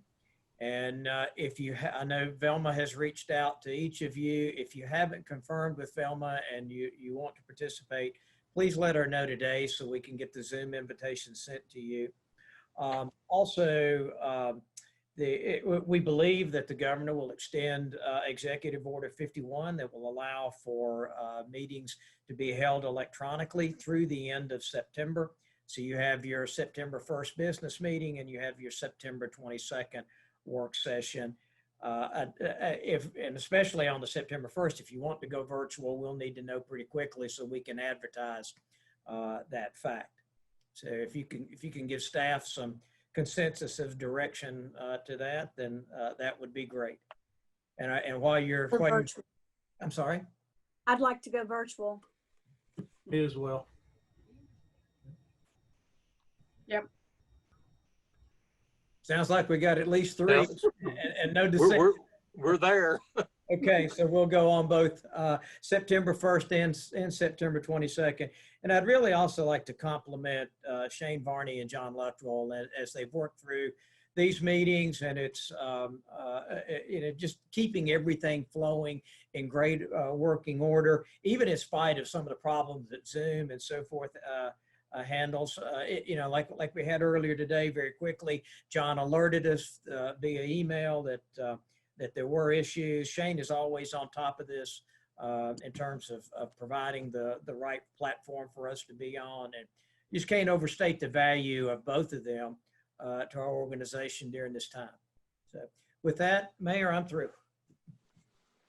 I'll just add to that figuring out the public comments and the public hearings and helping people to be able to participate. That adds another whole layer, and I think we've done an adequate, if not good job of working with that, with the electronic meetings. Okay. I was actually going to ask a question. I'm sorry, was there anybody else chiming in there? No. I was going to ask, on the $94 million in development on the commercial side of things, there was 2 or 3 items in that were not listed as far as a dollar amount. Did that $94 million estimate that amount, or was that in addition to? That will be in addition to. Yeah. I like this presentation. Is there a chance we can get a copy of that, or Sure. Actually, I'd like to see that list. Sure, I'd be glad to. And in all honesty, one of the things that we've talked about internally is, this doesn't change month to month, but perhaps once a quarter during our work session, bring Matt back and give you all an update as to what's transpiring in that development services community. The other question that I was curious about, it looked like most of those projects were not incentivized. And I may have missed something that was incentivized, but my question was, it'd be nice to know approximately how that would affect our property tax revenues. Of course, everything at the Pinnacle, inside the Pinnacle itself is TIF. So those values would, they could actually maybe work the opposite way when you calculate that, much as we saw in 2017. On the other items, the majority of those, like Friendship Chrysler, Friendship Volvo, Universal, U-Haul, the credit union, those all add to the value for certain. The Honeydew, Taco Bell, and so forth. Obviously, the middle school is not taxed, but it's important to note that that's $36 million there of construction activity within our community. So those dollars are being circulated within our community, and you don't want to understate the importance of that. The Holiday Inn, the $18 million value there is TIF'd.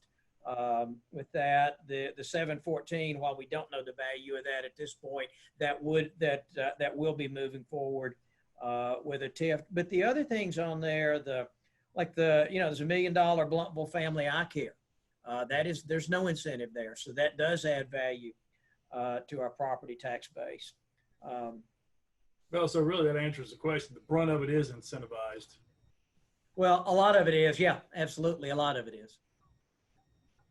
I was also going to, let's see. Okay. We don't have our school system on it. Okay, our school system, we're not having an update from our school system, are we? Not during our work session. I did note that that Dr. Tudor was here early on, but I'm sure she's had to step off. I think she was on without video and probably just monitoring early on in the meeting. I thought I saw her. Okay. Well, I've in contact with our county commissioners have been concerned about the Sullivan County Commission cutting school funding. I don't know exactly when that will be finalized, but it's something that we all should keep in mind. And you know, is there anything that can be done? Yeah. While we've been on this meeting, I have had a call from Commissioner Vance that I will return once we conclude.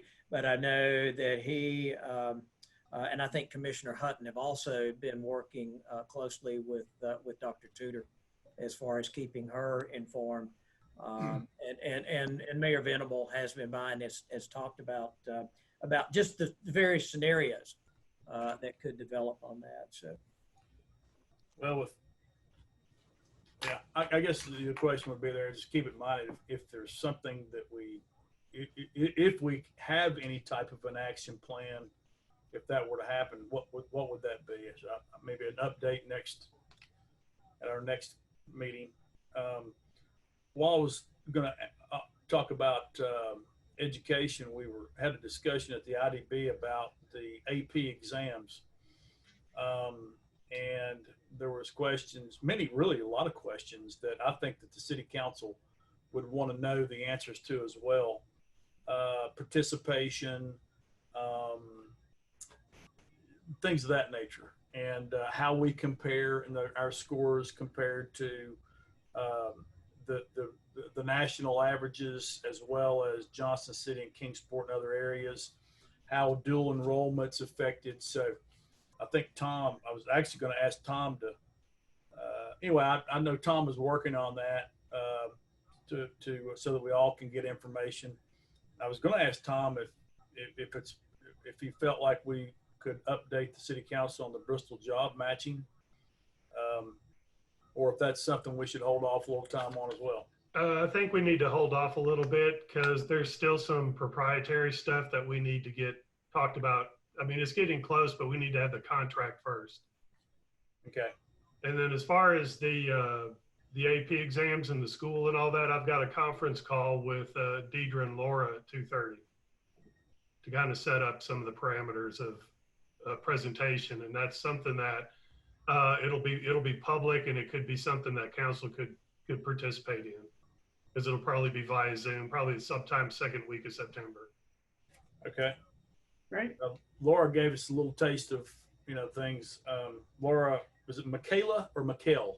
McKay. Yeah. Laura McKay gave us some information at the IDB. That's all I had. I would just tell everyone that the county has their finance committee meeting tomorrow afternoon at 4:00, and you can tune in there. It's usually carried by the video guy, as well as there's usually a WebEx, I think. I'm not sure, but anyway, it is accessible. So it's tomorrow afternoon at 4:00. 4:00. Okay. The video guy. Yeah. I think he's going to carry it. I'm not sure. If I get a link, I'll send it to everyone. That'd be great. And that's all I've got. I know everybody's tired. I don't have anything. I was just gonna ask at some point, if we could revisit the volunteer parkway plan for those different areas for redevelopment that I think Tom and others worked on, and just have a look at those again and what our plan is to try to move on those or market or partner or incentivize or whatever. Those were very cool, and I think have a lot of different potential. The other is whether in the next work sessions to maybe get some updates from folks that we heard from early on and see just a check-in for how people are doing with 6 months into COVID, for both economically as well as whether we did hear from Frontier Health Person before, if that's appropriate. But anyway, just looking at maybe some updates to be included with economic and social along those lines. And just want to thank everybody and thank our staff, and just again for all of us to recognize that these are not normal times. We still have staff who are working at home. We have staff working at home trying to get their kids in school, either online or in person with a weird schedule, etc. So just being cognizant that things are still pretty tough for everybody to keep going. That's it. I'd just like to say, great work session. It's very refreshing to see our city moving in a very positive direction right now. And I just want to thank the entire staff and all of our city employees for all the hard work that they do every day.